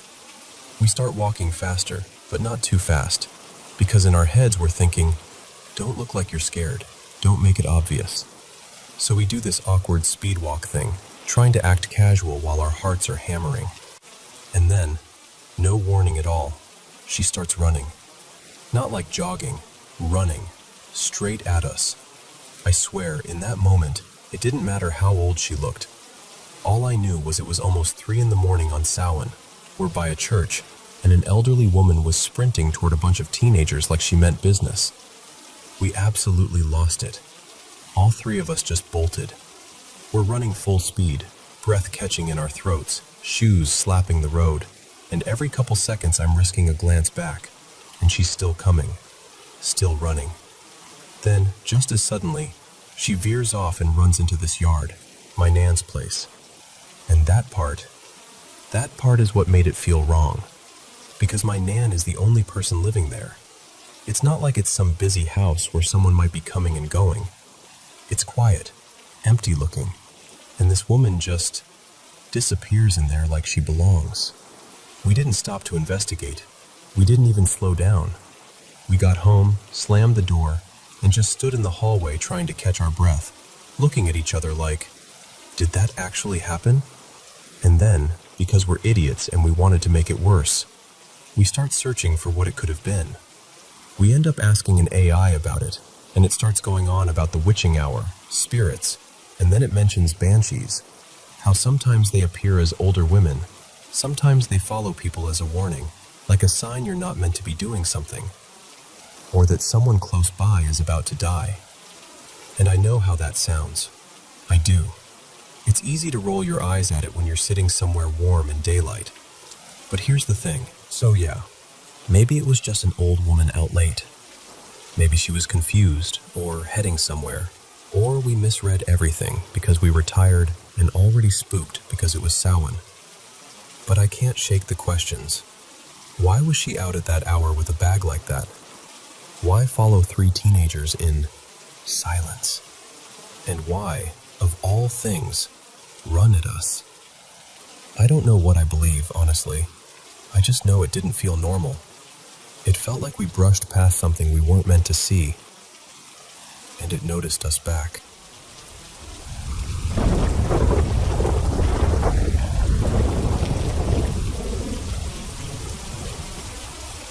So, this happened a while back, but it still pops into my head sometimes, especially when I'm driving. I figured I'd tell you and see what you make of it.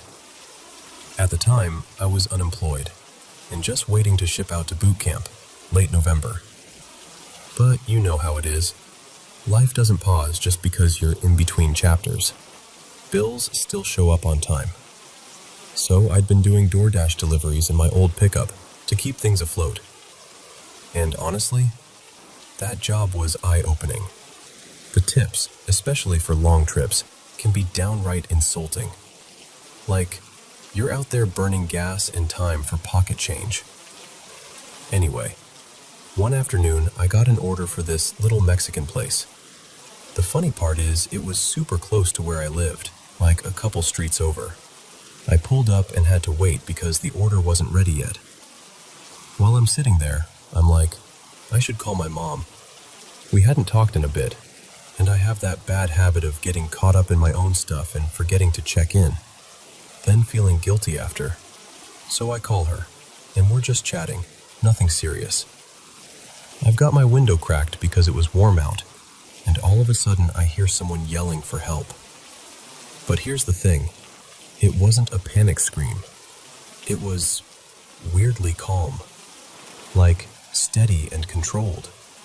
Just help, help, help, over and over.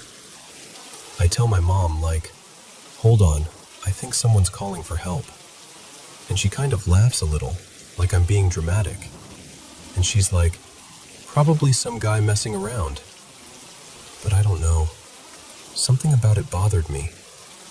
And I'm familiar with that little area. Behind the restaurant, there's this drainage ditch that runs along the back of the buildings.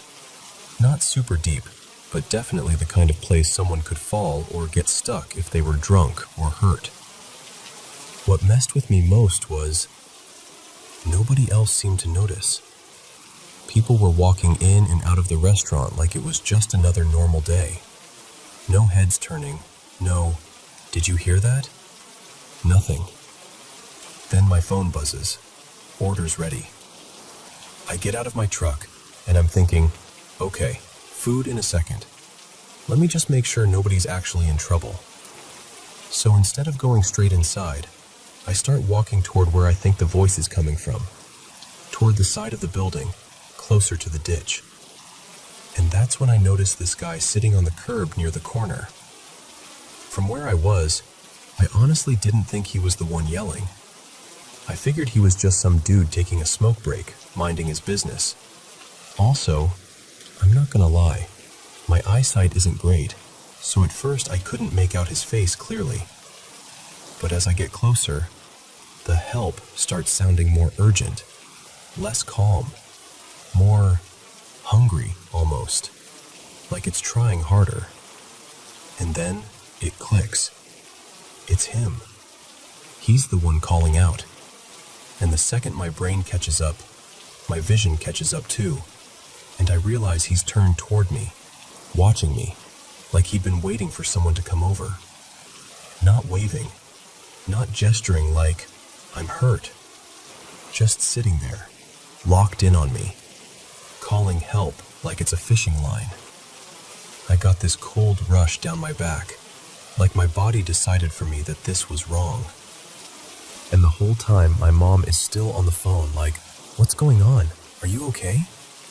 And I'm trying to sound calm, but I'm not calm. I'm walking back toward the restaurant entrance, and behind me, his voice changes.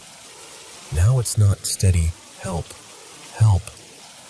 Now it's pleading, like crying, like, "No, wait, help." Like I'm abandoning him. And I know how that sounds. I know. But every part of me was screaming, "Don't go back. Don't get closer. Don't get pulled into whatever this is." I've seen enough movies, and honestly, heard enough real-life stories to know that someone needs help can be the oldest trap in the book. So I go inside, grab the order, do the whole polite customer service thing like my heart isn't trying to climb out of my ribs. Then I walk back out. And the second I step outside, silence. No yelling, no crying, nothing. I get in my truck, still weirded out, still curious, and I'm like, okay, I just have to know if he's still there. So instead of driving off normally, I loop around the corner to look back at the spot. And he's gone. Just gone. Like he evaporated. Now, here's the part I wrestle with. I used to hear people talk about skinwalkers and creepy mimic stuff and all that, and I'd roll my eyes. I always leaned logical. It's probably this, probably that.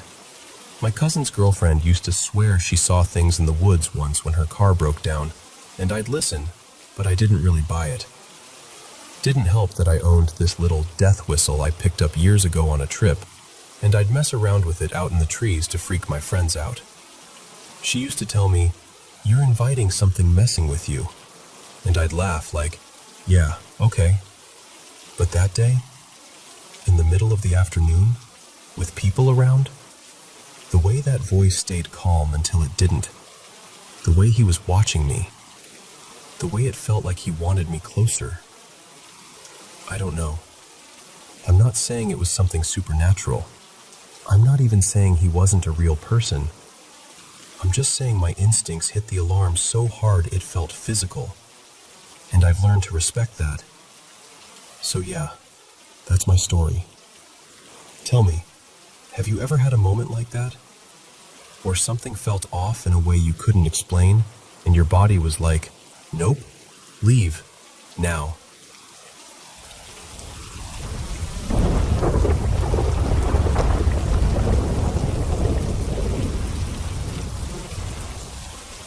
Okay, I've gone back and forth on whether to say this out loud because I know how it sounds. But I'm going to tell you exactly how it happened, the way I remember it, messy details and all, because keeping it bottled up has been eating at me. It was October 11th, sometime this year. I remember that part clearly because I'd been checking the date on my phone earlier, like I always do when my sleep is off. I went to bed a little after midnight, and I just couldn't settle. You know that feeling where your mind won't stop pacing, even though your body is begging for rest? That was me. And then, out of nowhere, I noticed this white light outside the window. At first it was just a glow, like a car had pulled up with headlights pointed directly at the glass. But it kept growing, brighter, bigger, until it wasn't outside anymore. Everything was flooded with it. The whole room looked like it had been dropped under some impossible spotlight, brighter than daylight, brighter than it should have been able to get. And that's when my body started doing something I can't really compare to anything normal. A tingling ran through me, like electricity, but not painful. More like that heavy pins and needles feeling when your arm falls asleep, except it spread through my arms, legs, chest, everywhere. I realized I couldn't move, not even a finger. I was completely locked in place. But I was awake, fully awake. That's the part that sticks. I wasn't drifting. I wasn't dreaming. I was there. The light got so intense I couldn't see anything at all, just whiteness. And time got weird. It might have been 10 seconds. It might have been 10 minutes. I honestly couldn't tell. Then, slowly, the brightness eased, and suddenly I wasn't in my bedroom anymore. I was sitting in this cold, hard metal chair in a room that was this soft, pale blue, like the color of early morning before the sun's up.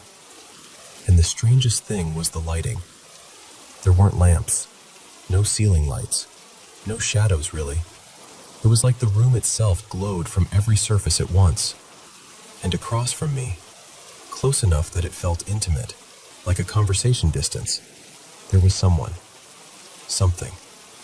If you've ever seen those stereotypical drawings of a gray, yeah, it was like that, but more refined? Not cute, not cartoonish. His face looked almost sculpted, like sharp cheekbones and a stronger structure than the stories usually describe. Deep-set, dark eyes, a small, squared-off nose, a thin mouth that barely moved when he spoke, like he didn't need to. And listen, this is important. I'm not a brave person. I'm anxious. I overthink everything. If I hear a noise in another room, I'm the kind of person who convinces myself something's wrong. But in that moment, I felt calm. Not drugged, not numb, just no fear. Like the part of me that panics had been gently turned down. He started speaking, but not in English. He tried a few languages first, several, one after another, like he was scrolling through options. I didn't understand them, but a couple sounded faintly familiar, like echoes of something I'd heard on TV or in passing. Then he spoke English. Clear, measured, like he already knew I'd understand it. And he said my name. Not hey, not human, not anything vague. My actual name, like we'd met before. That alone made my stomach flip. He said something like, welcome, and told me he had something important to share. Then, this is going to sound ridiculous, but it happened. He asked if I was comfortable. Like he cared whether the chair was digging into my back. I answered because what else do you do? I told him I was fine, and I asked who he was and why I was there. He paused for a long time. Long enough that I started wondering if he'd even respond. Then he said, very simply, and I remember this wave of confusion, like my brain tripped over the sentence and couldn't recover. Then he said the message. He told me my planet, our planet, was in danger. Not in a vague, be kind to the earth way, but in a direct, heavy way that landed like a weight in my chest. He said that if we didn't act soon, extreme weather would become normal. More violent storms, more brutal heat, wildfires that wouldn't stop, drought that would crack whole regions open. And then he said something that made my mouth go dry.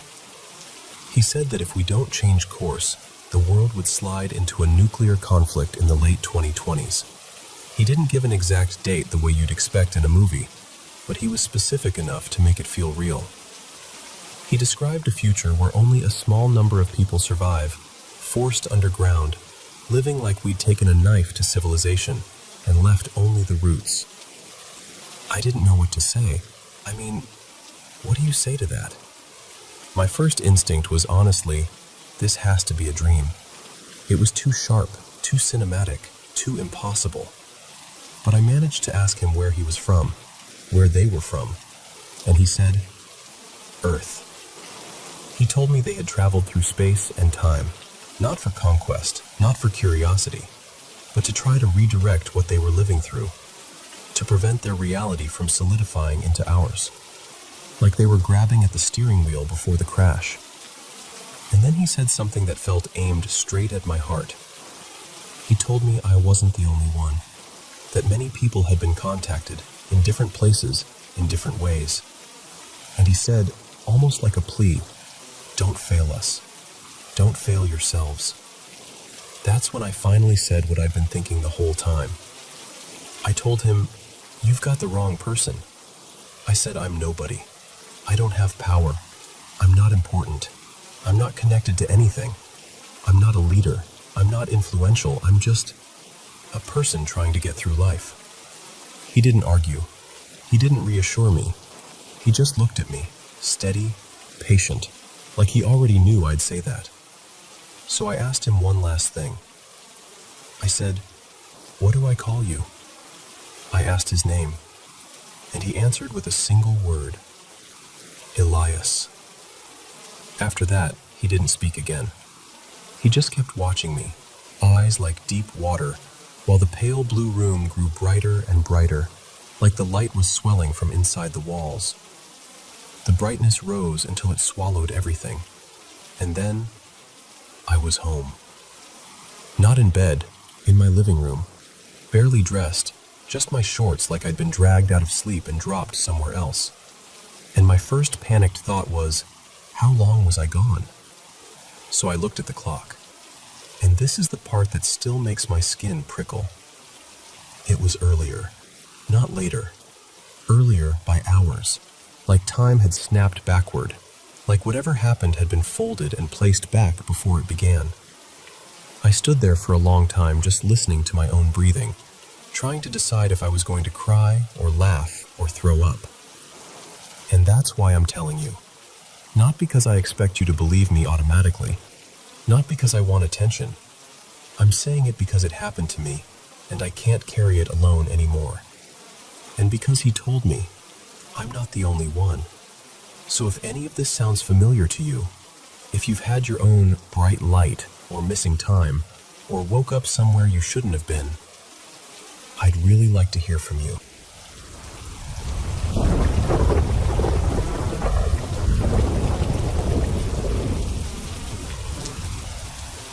So, growing up, my older sister Maya and I had this phase where we were obsessed with the Ouija board. We weren't the type to pull it out once at a sleepover and giggle and forget about it. We played with it constantly, like way too often. And even then, I never really knew if it was real, or if I was just feeding my own imagination because I loved anything spooky. Ghost shows, spirit stories, all of it. People warned me, of course, but I didn't care. I was curious in that reckless teenage way where you think you're untouchable. One afternoon, after we'd been using it almost every day for weeks, the planchette slid across the board and spelled out something that made the air feel cold.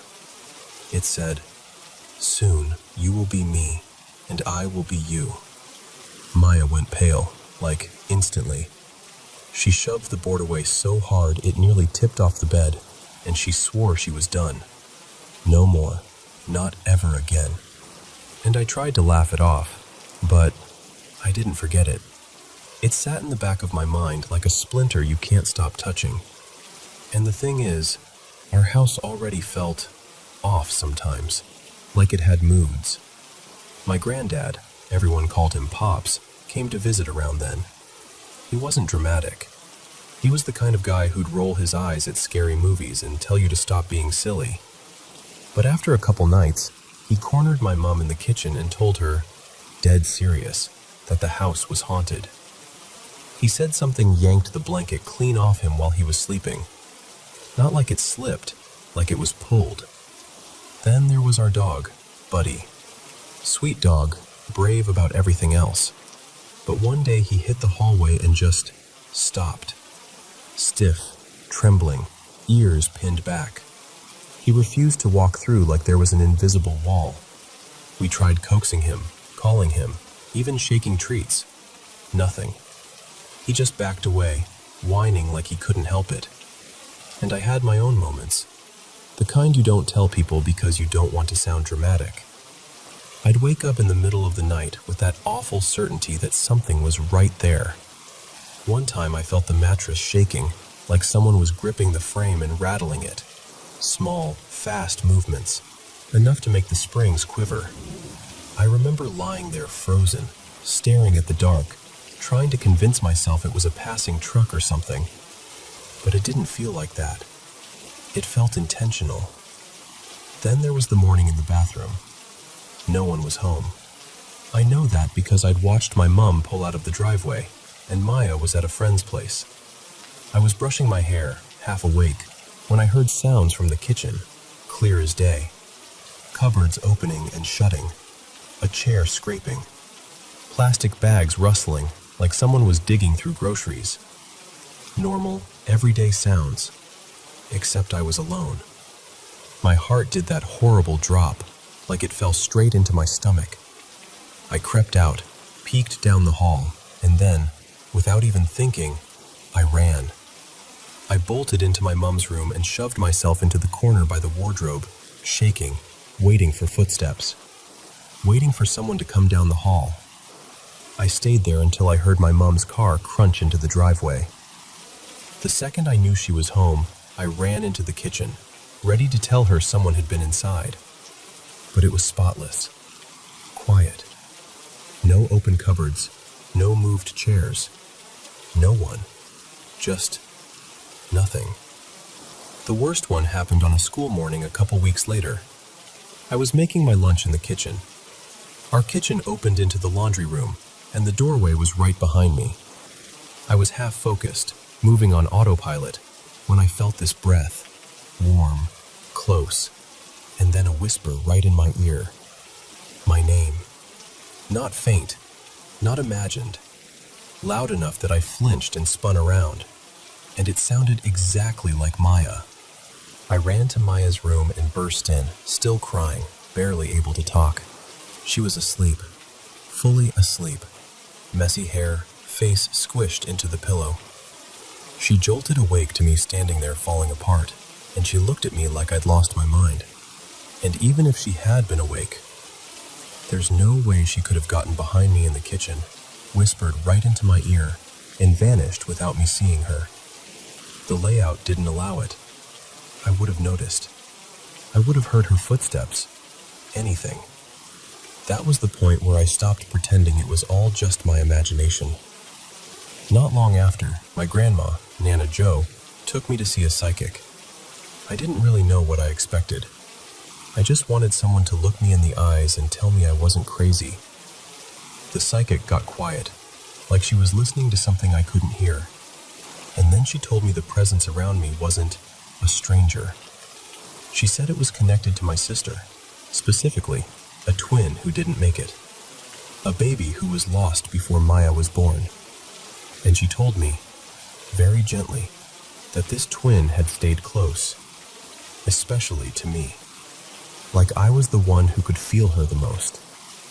I remember Nana squeezing my hand so tightly, like she was anchoring me to the room.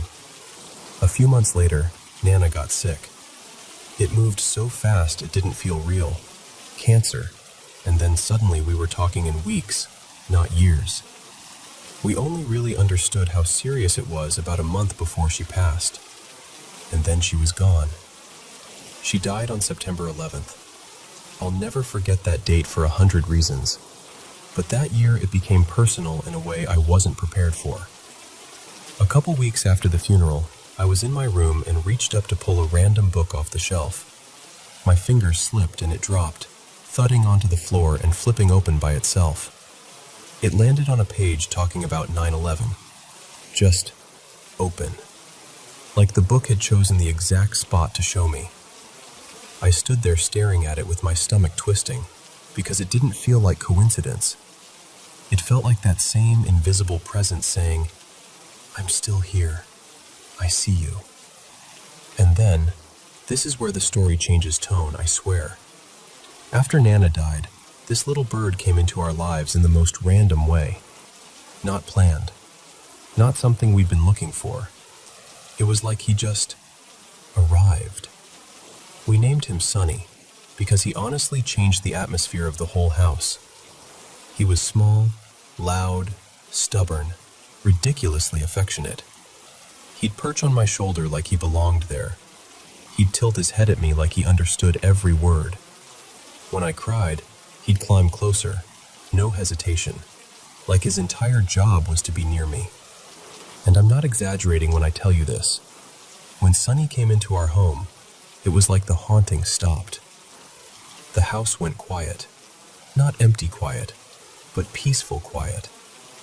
No more bed shaking, no more whispers, no more footsteps where there shouldn't be any. Nothing. Sunny got us through grief in a way I didn't know an animal could. He taught me what real comfort felt like, what unconditional love felt like. I didn't just love him, I trusted him. He was my best friend in the purest, simplest sense. Years passed, and then, this part still makes my chest tighten. On the week that marked 10 years since Nana died, Sunny was gone. Just like that. As quickly as he'd come into our lives, he left them. And I know how that sounds. I know birds don't live forever. I know there are logical explanations for everything. But the timing was so exact, so eerily aligned with that anniversary, that it felt like a message. Like Nana had sent him when we were drowning, and then took him back when she knew we could finally stand on our own. But I know what I lived through. And I know that in that strange, heavy house, after years of fear and unanswered questions, love showed up with feathers, perched right on my shoulder, and somehow made everything quiet again.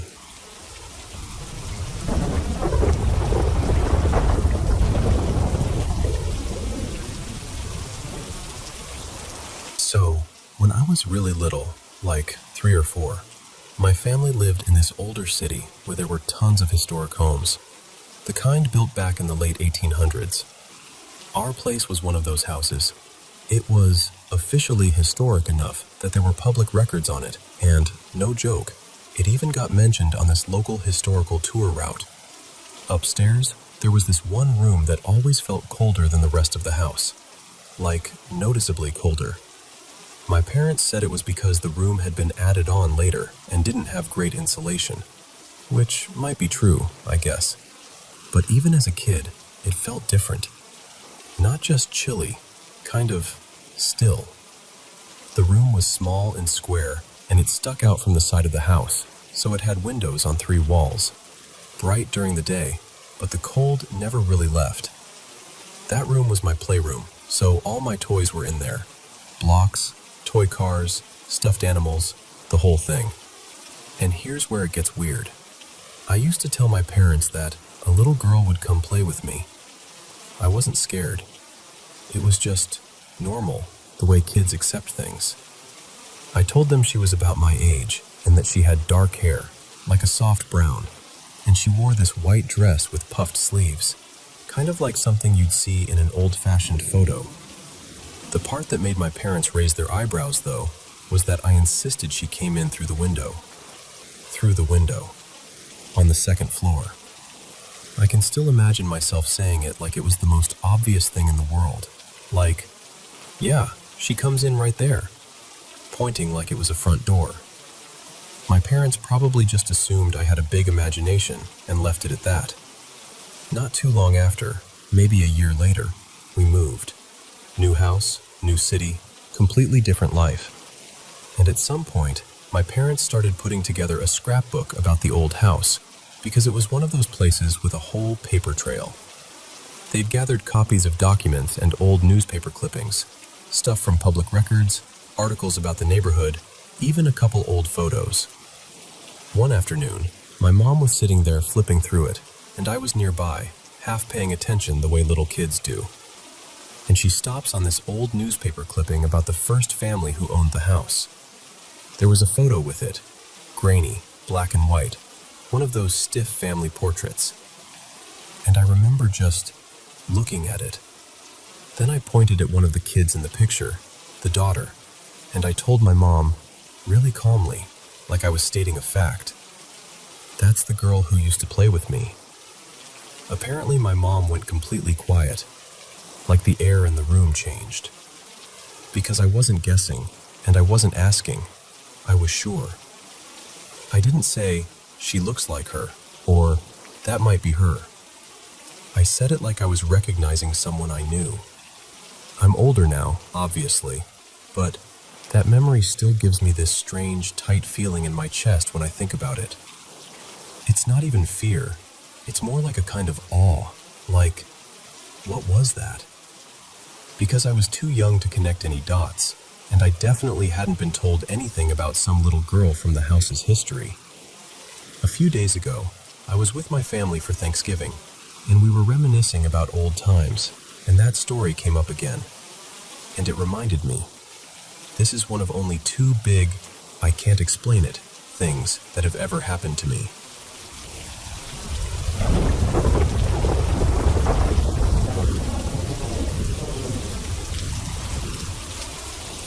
Okay, so I'm going to tell you about a handful of my weird other side encounters. And I swear, these weren't just regular nightmares. You know how a normal bad dream fades after you wake up? These didn't. They stuck to me, like a residue. Like my body remembered it even when my brain wanted to rationalize it away. This all started a couple years back when my ex, Mikhail, and I moved into this little apartment. We stayed there about a year together, and then we broke up. After that, I lived there alone for several months with my dog, Biscuit, and that's when things got consistent. Like, every day consistent. And I'll say something that might sound strange. I never got the feeling it was evil. It was more like unsettled. Like something was trying to be noticed. I'd had spooky stuff happen before, like the old house creaks and vibes kind of thing. Mikhail's family had this farmhouse where multiple people, him, his mom, even his grandma, had seen and heard things. So I always had that mindset of, okay, weird stuff happens sometimes. But I really did not expect anything to lock onto me in my own place. The first big moment I remember clearly happened when my friend Lena was over late. She stayed over a lot because she hated going home in the dark. And honestly, she always said my apartment felt creepy. Not haunted mansion creepy, more like someone is standing too close behind you creepy. One night, it was around 11-ish. We're on the couch watching some show, laughing, talking, totally normal. The apartment layout was super open. No real doors except the bathroom. From the couch, you could see the beginning of this short hallway that led to the bathroom door. The bedroom was opposite, and the kitchen was off to the side. So if something moved through that little hallway area, you'd catch it out of the corner of your eye. And then we heard it. Heavy running, like someone sprinting, from the bedroom toward the kitchen. Not a little shuffle, not pipes, not the building settling. It sounded like actual feet charging across the floor. And at the exact same time, both of us saw it. This quick black shape, like a shadow that didn't belong to anything, flash through that hallway and vanish into the kitchen. Lena and I just stared at each other like, did we both just see that? Because that moment where you're trying to decide if you're losing it? Yeah, that. And I don't know why I did this. Maybe because I'm stubborn. Maybe because fear makes me bold for like 5 seconds. But I stood up and walked straight into the kitchen and said, out loud, something like, okay, who the hell is here? Nothing. Empty kitchen. I checked the closet by the front door. This tall, narrow one where, if someone was hiding, they'd have nowhere to go. Nothing. I checked the bathroom. Nothing. Then we did that nervous thing where you laugh too loud and pretend it's funny, because the alternative is admitting you're scared. We joked that we were being dramatic, but we both still remember it to this day. That's how I know it was real. After that, it became little things. Mikhail and I would be in bed, and we'd hear footsteps in the living room, like someone pacing. I'd usually just roll over, face away from the hallway, and do that, if I can't see it, it can't see me. Logic that makes zero sense but feels comforting. Then one night, this is when I was alone, I heard someone walking right next to the bed. Clear as day. Not in the hallway, beside me. Like someone stopped and stood there, right behind my back, watching. And I couldn't turn around. And before you ask, yes, there were neighbors upstairs, but this wasn't that. In that apartment, I barely heard anything from anyone. In my new place, I hear every sneeze and chair scrape from other units, so I know what normal building noise sounds like. This wasn't normal. So then the breakup happened. Mikhail moved out, and it was just me and Biscuit. He was old and sick. Poor thing had heart issues, and he was mostly blind and nearly deaf. Sometimes he'd wake me up at night because he'd have these scary episodes, and I'd have to calm him down and make sure he was okay. He was on medication, but eventually I had to let him go. That part still hurts to even say out loud. But the truly strange part started before that, while I was still alone there. I started having these dreams, and I'm putting that in quotes because I don't know if they were dreams.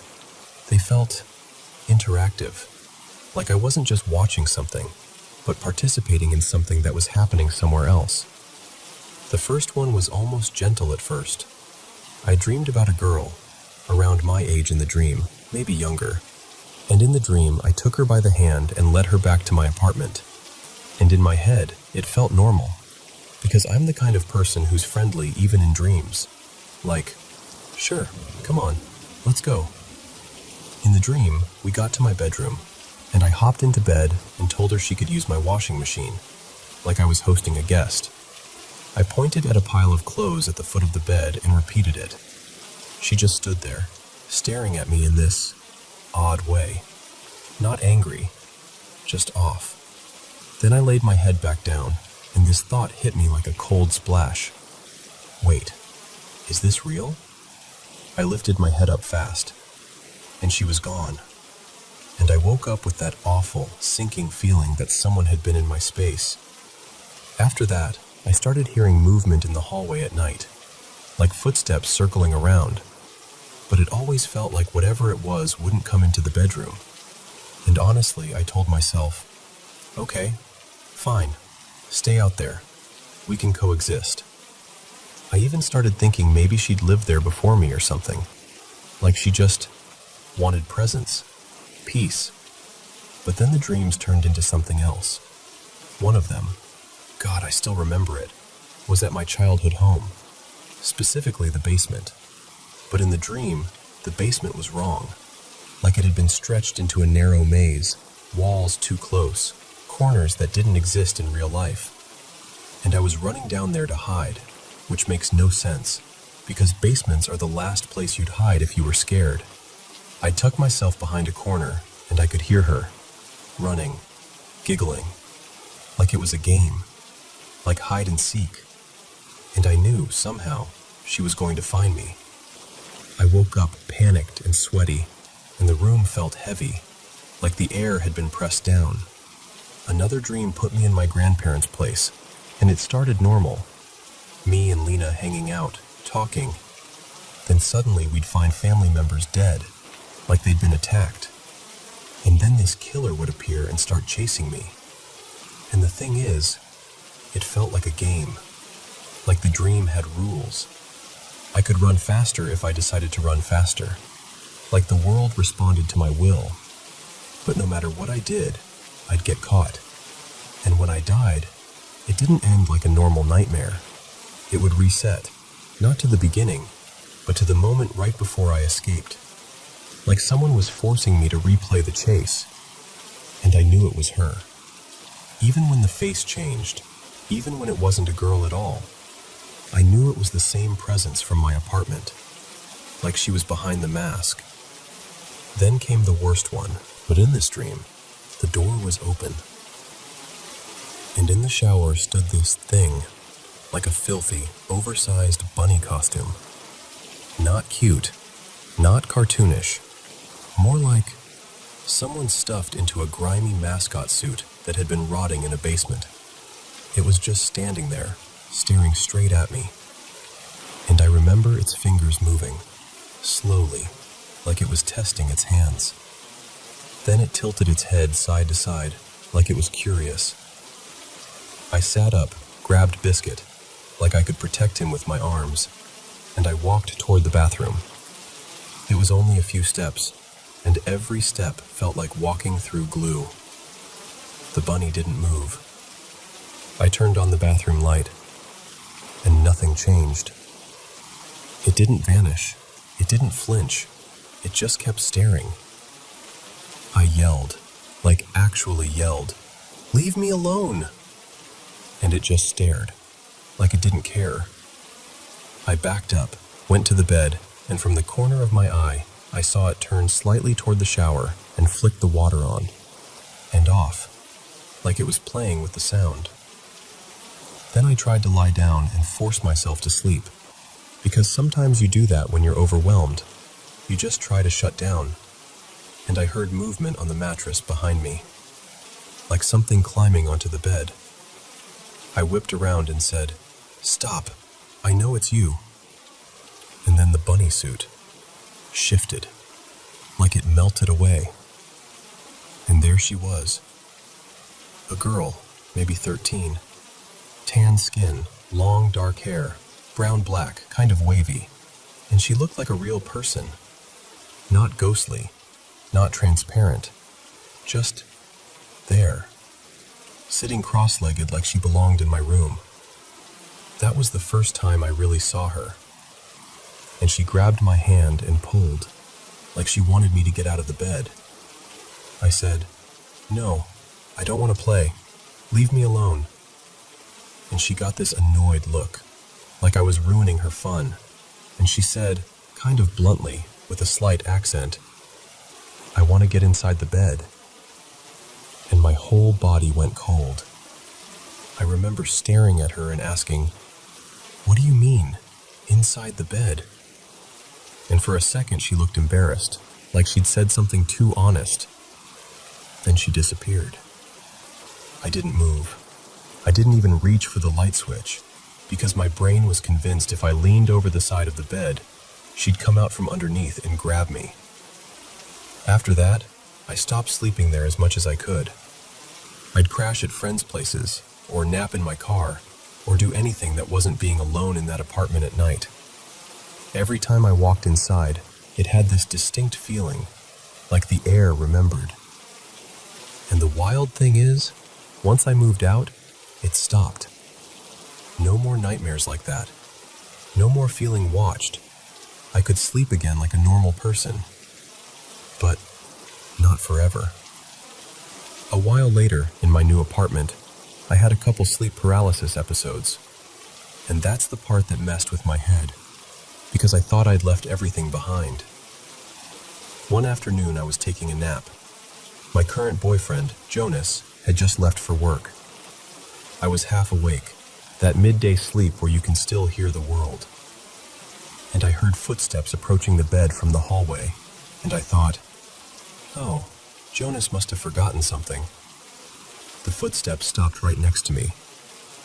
I tried to open my eyes just a little, and I saw a shadow standing there, tall, still, and it looked like it had a suitcase, like someone was traveling. I tried to move, couldn't. Tried to speak, couldn't. And then it spoke to me, quiet, right close, and suddenly it was like I was thrown somewhere else. I was on a road at night, alone, and I heard that same voice whisper, "Run." The dream changed multiple times, like flipping channels, but the voice stayed the same. And anytime I managed to crack my eyes open, even a sliver, that shadow was still there at the edge of my bed. And when I finally snapped out of it, I just lay there, staring at the ceiling, trying to convince myself I was safe. Because that's the thing with these experiences, whether you call them dreams, sleep paralysis, spirits, brain glitches, whatever, your body doesn't care what you label it. It remembers the feeling. And that feeling is exactly what I never want to live with again.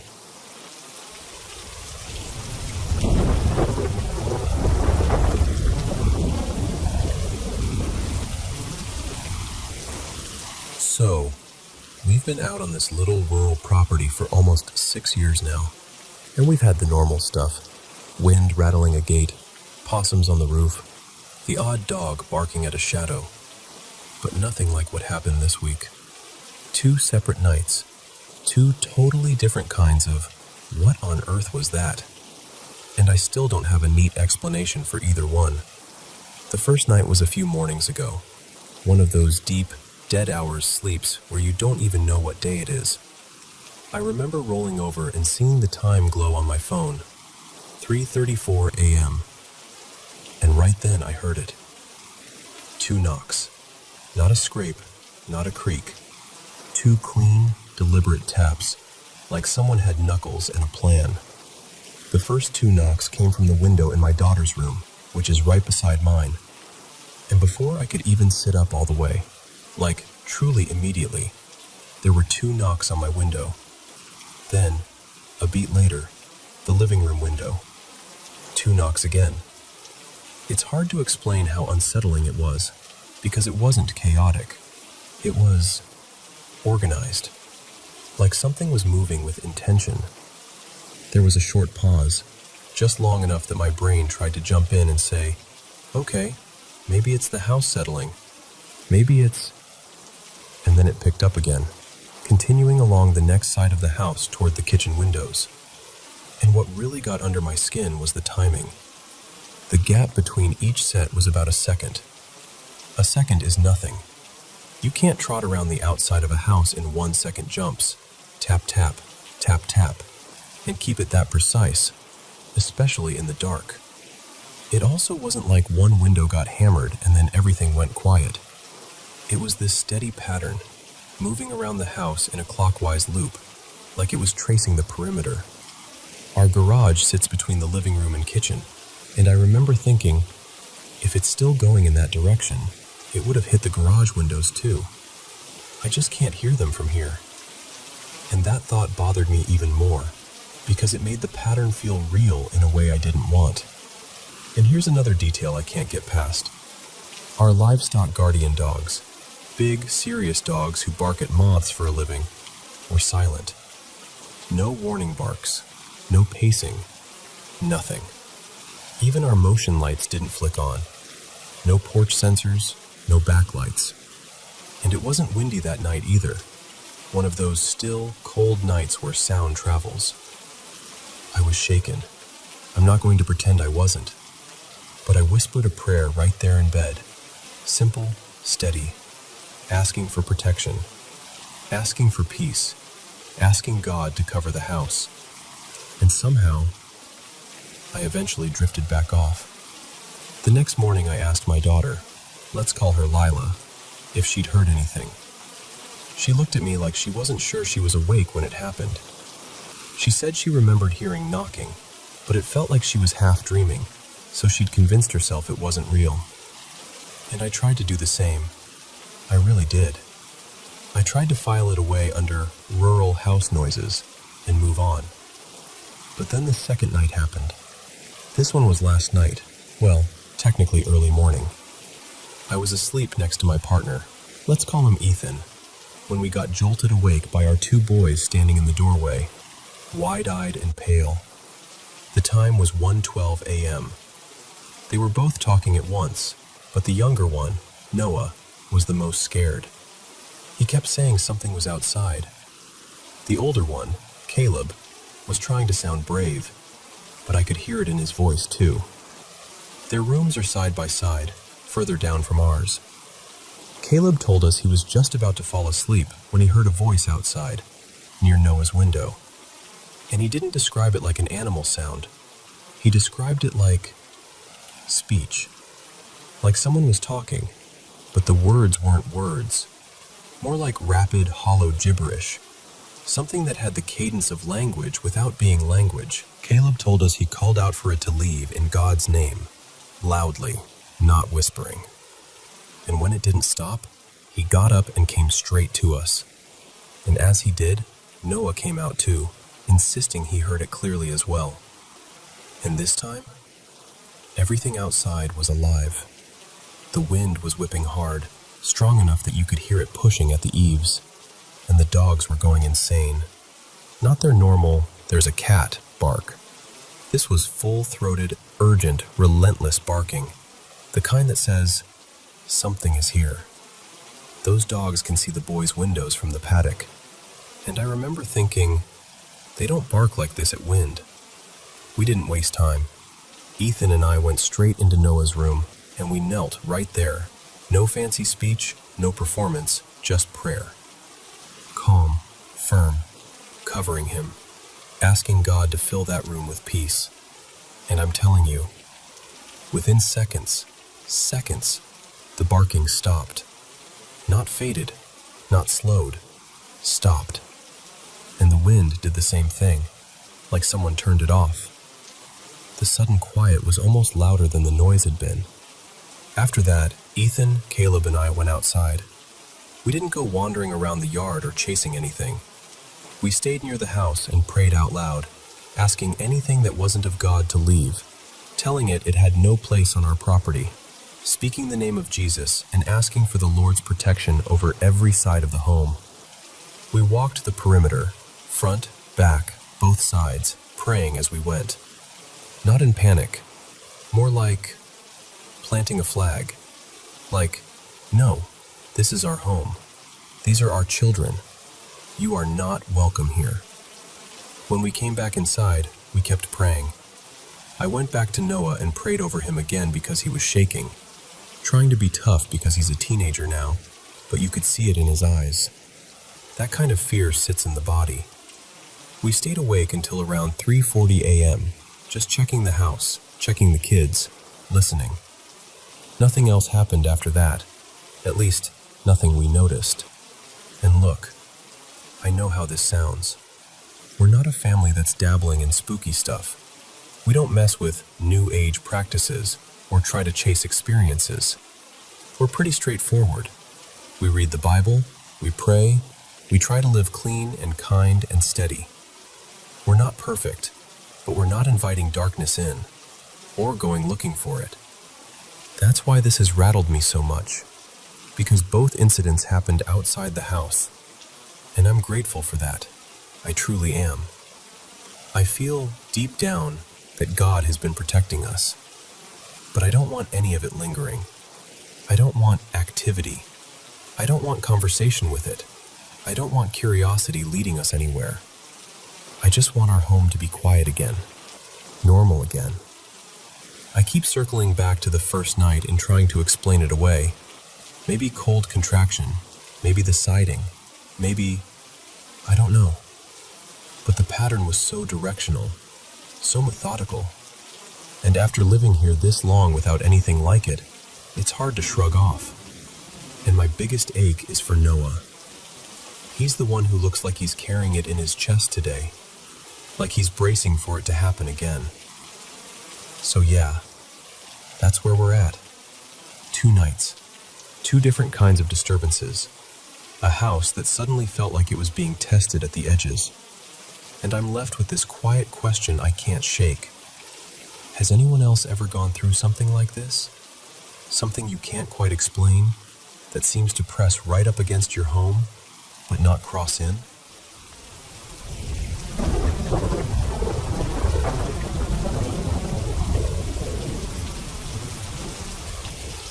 So, this is something only my mom and I have known for a long time. I never even told my partner. Not because I thought people would laugh, more because once you say something out loud, it starts to feel real in a way you can't take back. But I'm older now, and I think I'm finally ready to share it. Back in 2011, right after I finished high school, my mom and I moved into this quiet little place in rural Alabama. Deep trees, long gravel drive, the kind of silence that makes you feel like the world has stopped hurrying. I've always liked living out where you don't have neighbors close enough to hear you sneeze. Peace feels like space, you know? The first couple months were off, but in a way you could shrug at. Stuff would end up in the wrong spot. A door would creak like someone had just pushed it and walked away. Once or twice, I swear I heard my name called. Soft, like it came from the hallway. But when I answered, there was only air and stillness. It got harder to shrug off by early 2012. That's when it started happening to me when I was alone. I'd suddenly black out, just gone. And when I came to, I'd be on the couch or the floor like my body had decided to power down without asking permission. Then the blackouts turned into sleep paralysis. If you've never experienced it, I'm genuinely glad. It's like waking up inside your own body while the rest of you refuses to cooperate. You can see, you can hear, you can think, but you can't move. And every instinct in you is screaming that you're not alone. Because I started seeing something. Not a monster, not a demon with horns, nothing dramatic like that. Just a person-shaped darkness. Average height, no details, no face. Like someone cut a human outline out of the light. I started calling it hollow, because it didn't look like a shadow cast by anything. It looked like the absence of something. And hollow always kept its distance. It would show up while I was locked in place, stand just inside my view, and then, almost calmly, walk away. And once it left, I'd be able to move again like it had been holding the lock and then decided to release it. My mom and I did the practical stuff first. Carbon monoxide detectors, because the house was old and we weren't about to ignore something that could actually kill us. Nothing. Normal readings. Then I went to a sleep specialist. They poked, prodded, ran their tests, asked me about stress and caffeine and screen time. Everything came back fine. And here's what messed with my head the most. I stayed at my girlfriend's place for weeks at one point, and nothing happened. Not a single blackout. Not one episode. But the first night back in that house, hollow came right back, like it had been waiting for me to step over the threshold. After a while, I noticed a pattern. No matter where I fell asleep, bed, couch, recliner, whenever hollow appeared, it always walked in the same direction. Like it had a destination. Like it was trying to show me something, but could only do it in this weird, sideways way. And then came the day I can still replay in my mind like a video. It was a Saturday in mid-September. September 8th, 2012, I'm pretty sure. Late morning. Around 10ish. I took our dog out for a quick walk, just down the edge of the woods where the trees start crowding in. Halfway through, I felt that heavy, drowsy wave hit me out of nowhere, the way it always did right before something happened. Then I heard a rustle deeper in the brush. I turned, expecting a deer. Or honestly, I was half worried it was a bear. Instead, between the trees, I saw it. That same human-shaped dark figure, standing there in daylight like it didn't care about the rules. I got us back inside fast, heart pounding so hard I could hear it in my ears. I sat on the couch, trying to slow my breathing. I remember thinking, okay, if this happens again, I'm done running from it. And right then, like I'd flipped a switch, my body locked up. Sleep paralysis. Hollow was there, in the doorway area, and it did what it always did. It turned and walked toward that same part of the house. And something in me snapped from fear into frustration. Because what was I supposed to do?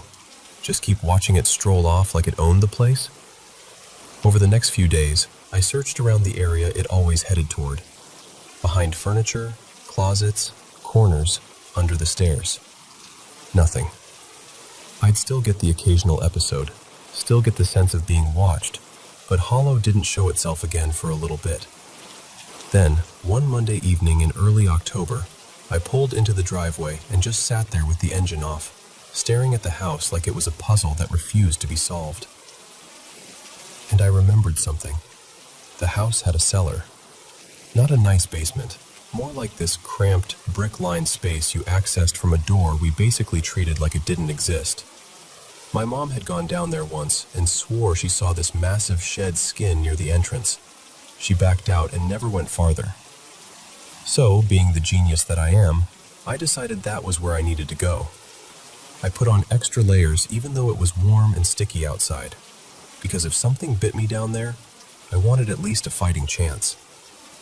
Grabbed a flashlight, opened the cellar door. The smell hit first. Damp dirt, old brick, time. The cellar walls were this pale gray brick, and the floor was just earth. I remember thinking, there is no way this was built to code, and then immediately thinking, of course it wasn't. This is rural Alabama. You had to crouch the whole time to move around down there, which made everything feel tighter, heavier, like the space was pressing down on you. I found old canned food, rusted, dusty, definitely not something anyone should eat. I found the giant snake skin my mom mentioned and tried not to imagine what had been inside it. No snakes, thankfully. But then I found something else. A little section tucked into one corner that felt separate, like a smaller room inside the cellar. And the second my flashlight landed on it, my stomach dropped. Because I knew, with the kind of certainty you don't get from logic, that this was where Hollow had been walking to every time. Like it had been pointing at this spot over and over.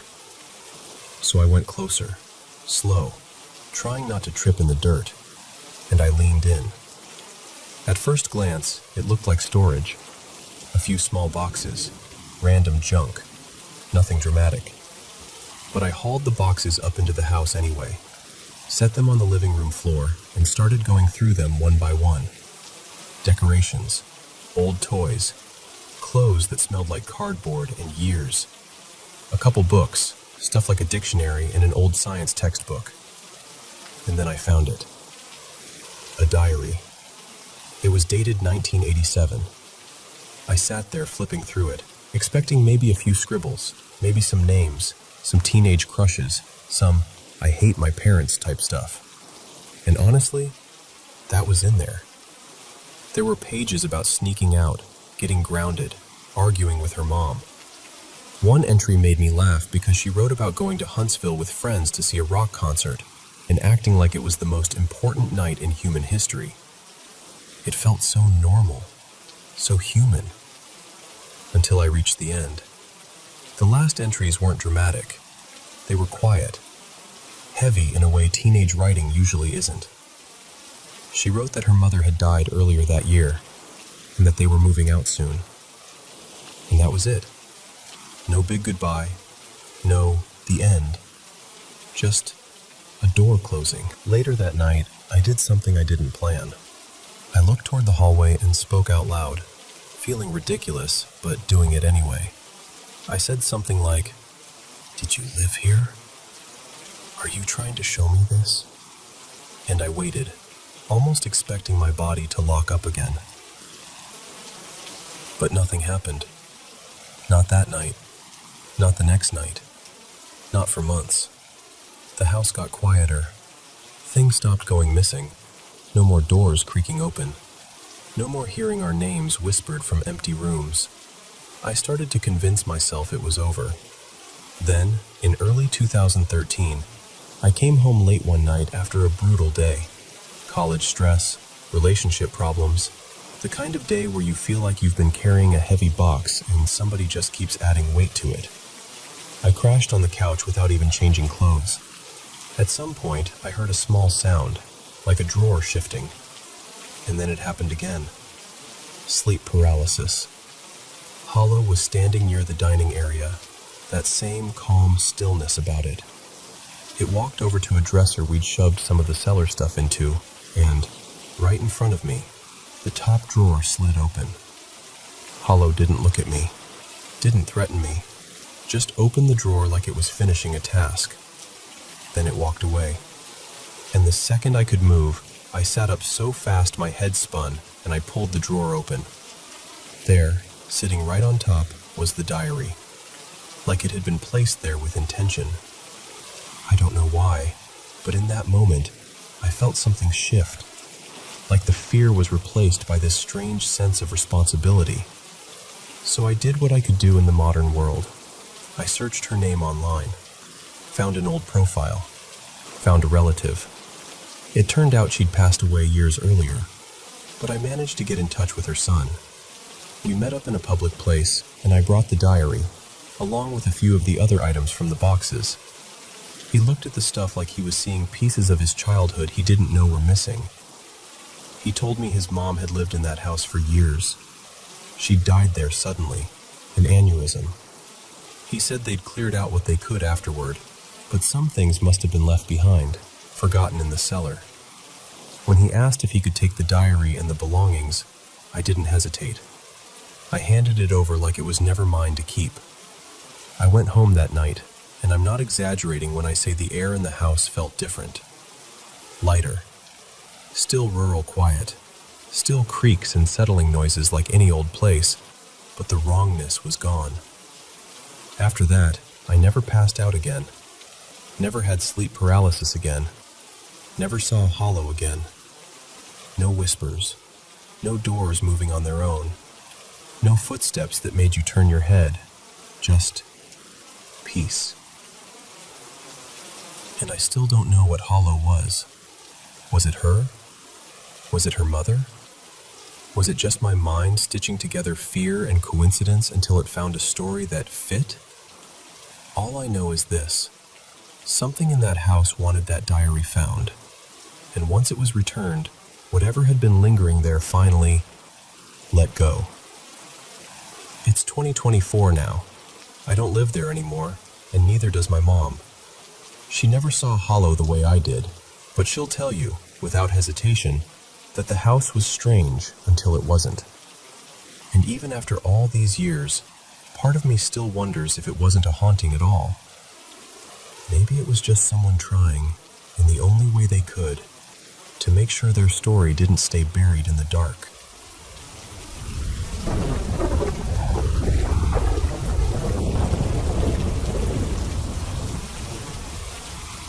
So, years back, I ended up inheriting this older house.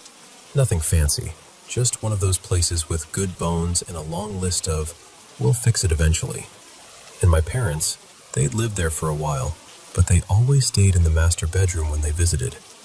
There was this one room they never, ever slept in, but they never told me anything weird about it.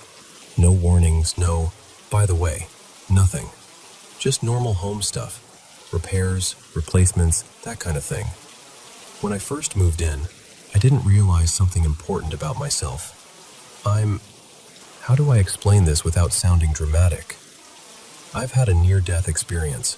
Actually, I was brought back, and ever since then, it's like my senses are tuned differently. Certain places feel louder to me, not with sound, but with energy, a presence, a heaviness. But back then, I didn't connect any of that. And honestly, we were skeptics. Like, truly. We were the kind of people who rolled our eyes at ghost stories. Even though, looking back, little things started right away. Tiny stuff. A door that shouldn't have swung open. Footsteps when nobody was upstairs. That weird feeling of being watched that you brush off because you don't want to be the person who jumps at shadows. And we always did what skeptics do. We explained it away. Settling house. Draft. Old pipes. Overactive imagination. End of story. Then we brought our baby home. Her name was Mila, and I swear, that girl was a miracle on 2 tiny feet. She came into the world way too early and fought like she had something to prove. We spent months in and out of the hospital, living on coffee and prayers, watching monitors like our lives depended on it. And when we finally got her home, it felt like the universe had handed us something fragile and sacred. That's why when something strange happened, I refused to let my mind go anywhere scary with it. Because one afternoon, broad daylight, my partner at the time, Evan, noticed these little bright orbs hovering above Mila's crib. And I mean, he took pictures. Clear as day. He's showing me his phone like, "Bree, tell me you see this." And I did see it, but I laughed it off. I told him it had to be dust in a sunbeam, or light catching the lens weird. Anything other than what my gut quietly whispered. Because the truth is, I didn't want anything dark anywhere near my baby. So I chose the explanation that let me breathe. Life settled into that exhausting, beautiful rhythm of being new parents. And once we felt like we could finally function again, we started remodeling. Just simple stuff. Paint, flooring, fixing up old rooms. And that's when the whole house shifted. It wasn't like a movie where lights flicker and a voice whispers your name. It was subtler than that. And worse, because it felt like it was inside the air. The atmosphere got heavy. Not sad heavy, angry heavy. Like you'd walked into a room right after a screaming argument and the walls still remembered it. And that week, everything that could go wrong did. Tools breaking, pipes acting up, the power glitching, tempers short for no reason. And my husband, Caleb, he started sleeping badly, waking up over and over, restless, like his body wouldn't let him sink into sleep. Until one night, it happened. I still get cold thinking about it. He woke up in absolute panic, like he'd been ripped out of a nightmare, but he couldn't move. Not at first. He was making these awful sounds, like gagging and gasping at the same time. And when his arms finally jerked free, he started hitting at me, yelling, "Why are you on my back? Get off me! I can't move!" And I'm trying to process what he's even saying, because I'd been dead asleep, fully asleep. My mind was foggy, my heart was pounding, and I'm just staring at him, confused. And then I saw her, a girl, or maybe a small woman. Teenaged, maybe. Hard to pin down because she wasn't exactly solid. She had this hazy, fog-like outline around her, like she didn't belong to the same sharp world we did.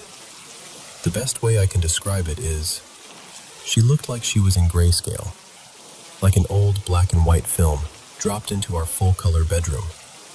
She was sitting there like she had every right to be, just watching. And beside his foot, this detail sticks in my brain because it felt so strangely specific. There was this uncovered outlet, a 4-plug thing, open, exposed. I didn't think much of it at the time, but later someone told me entities can draw from electricity. I don't know if that's true. I'm not claiming it is. I'm just telling you what I noticed and what people said afterward. The moment I tore my eyes away from her to help Caleb, to actually listen to what he was screaming, I looked back, and she was gone. Just gone. No fading, no movement, no sound, like she'd never existed. But Caleb was still fighting for air, still shaking, and once he finally sat up and the panic slowed enough for him to talk, he looked at me with this stunned, almost embarrassed confusion. He said, "I don't understand what just happened. It felt like someone was sitting on my back, pinning me down. And then," he swallowed, eyes wide, "like a hand was jammed in my mouth, like it was trying to go down my throat. People don't throw up in their sleep. What was that?" He genuinely thought it had been me messing with him, until the reality landed. I had been asleep. I couldn't have been on his back. And whatever he felt, it was real enough to make him gag and vomit. That's when I told him what I saw. And saying it out loud made the room feel even colder, like the walls leaned in to listen. I described her exactly how I saw her. Foggy, silent, wrong. Like she was half dream and half real. After that, I couldn't sleep in our bedroom anymore. I moved to the living room with a blanket like I was a kid hiding from a storm. And the house didn't let us forget. We heard footsteps on the stairs, doors opening and closing when nobody was near them. That classic cliché paranormal stuff you always hear people talk about, and you're like, sure, okay. Except it was our house, our life, our baby in the next room. And here's the thing, until that night, it never felt violent. Weird, yes. Unsettling, yes. But not dangerous. After that night, it was like some line got crossed. The air grew heavier, thicker. Walking in from outside felt like stepping into a pressure change. And if we stayed inside too long, it did something to us. Like it soaked into our moods. We'd get depressed, angry, exhausted. Not regular tired. Drained.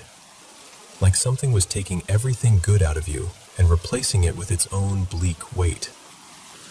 Then the electrical stuff started. Little fires that made no sense. A scorch mark here, a melted plug there. like the house was malfunctioning around us. And eventually, we left. We moved, and it felt like escaping something you can't properly name, like breathing clean air for the first time in months. Only afterward did we learn what had happened in that one room my parents never used. A boy, young, troubled, had lived there before. He'd painted dark symbols on the walls, got obsessed with some really grim beliefs, and he took his own life. In that exact room. But because he was still alive when he was transported and later died at the hospital, the home hadn't been legally classified the way it would have been if he'd been pronounced dead inside it. So nobody disclosed it. My parents never knew. We never knew. And I'll tell you something. I've replayed it 1,000 times in my head. All the little things. The way that one room felt avoided. And that night with Caleb. I don't know what she was. I don't know what any of it was exactly. But I know what I saw. And I know what he felt. And I know that house wasn't empty.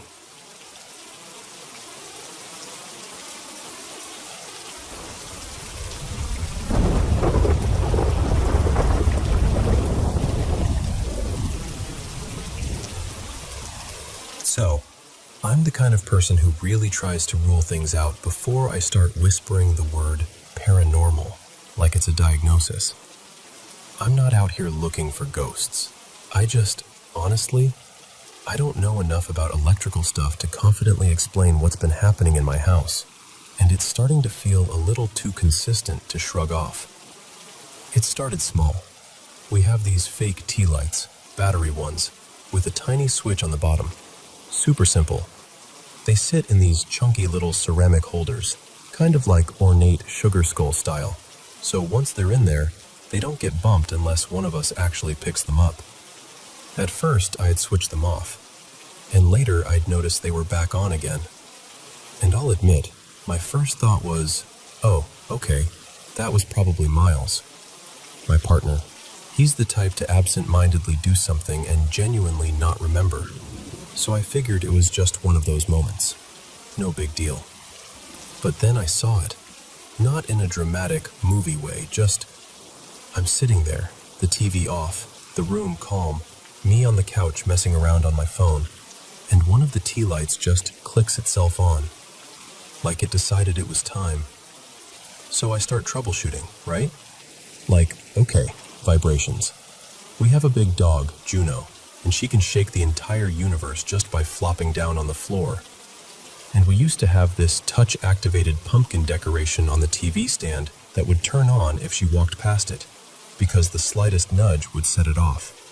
Except, the tea lights weren't like that. They weren't touch-sensitive. They had switches. And the weirder part is, sometimes it happens when Juno isn't even in the room, or she's fully asleep, not moving, not even dreaming.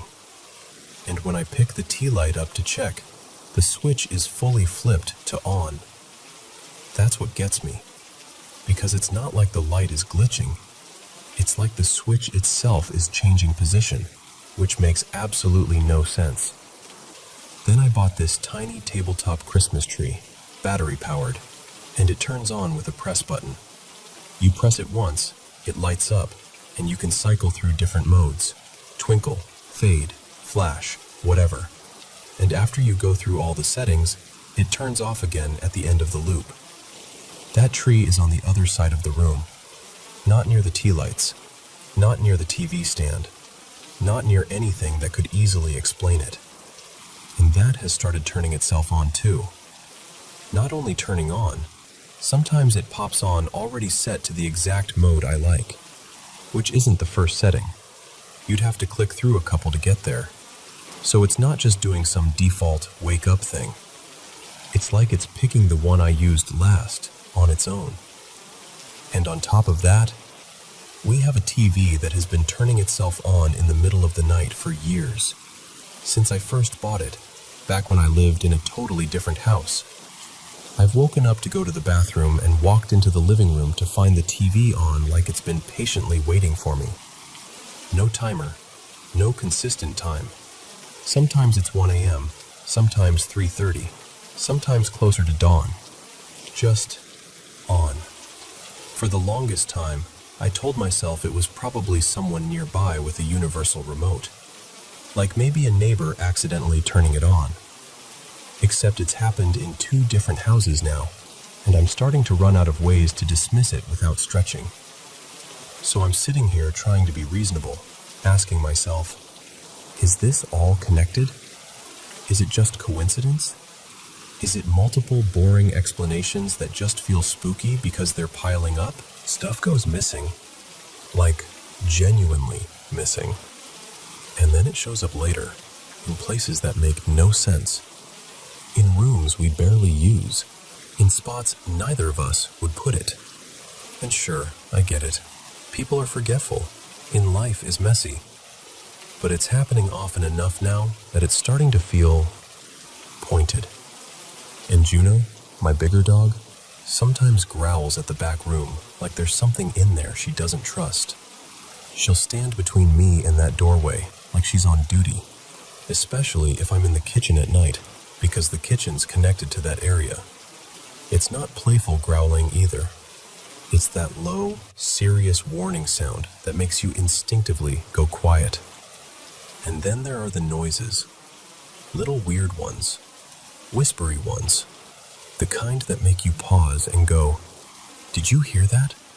Only to realize you're the only one awake. Sometimes I've thought I saw something out of the corner of my eye. Movement. A shape. A presence. But it's always at night, and usually when I'm half asleep, so I don't want to trust my brain. Sleepy brains are dramatic. They'll turn a shadow into a whole person if you let them. So, that's where I'm at. I'm not trying to convince myself it's haunted. I'm actively trying not to. I just want someone who knows more than I do. About electronics, about interference, about anything practical, to tell me what I might be missing. Because I'd really rather hear, "Oh, that's a common battery contact issue," than start side-eyeing my own living room like it's hiding secrets. But at the same time, it's getting harder to laugh off.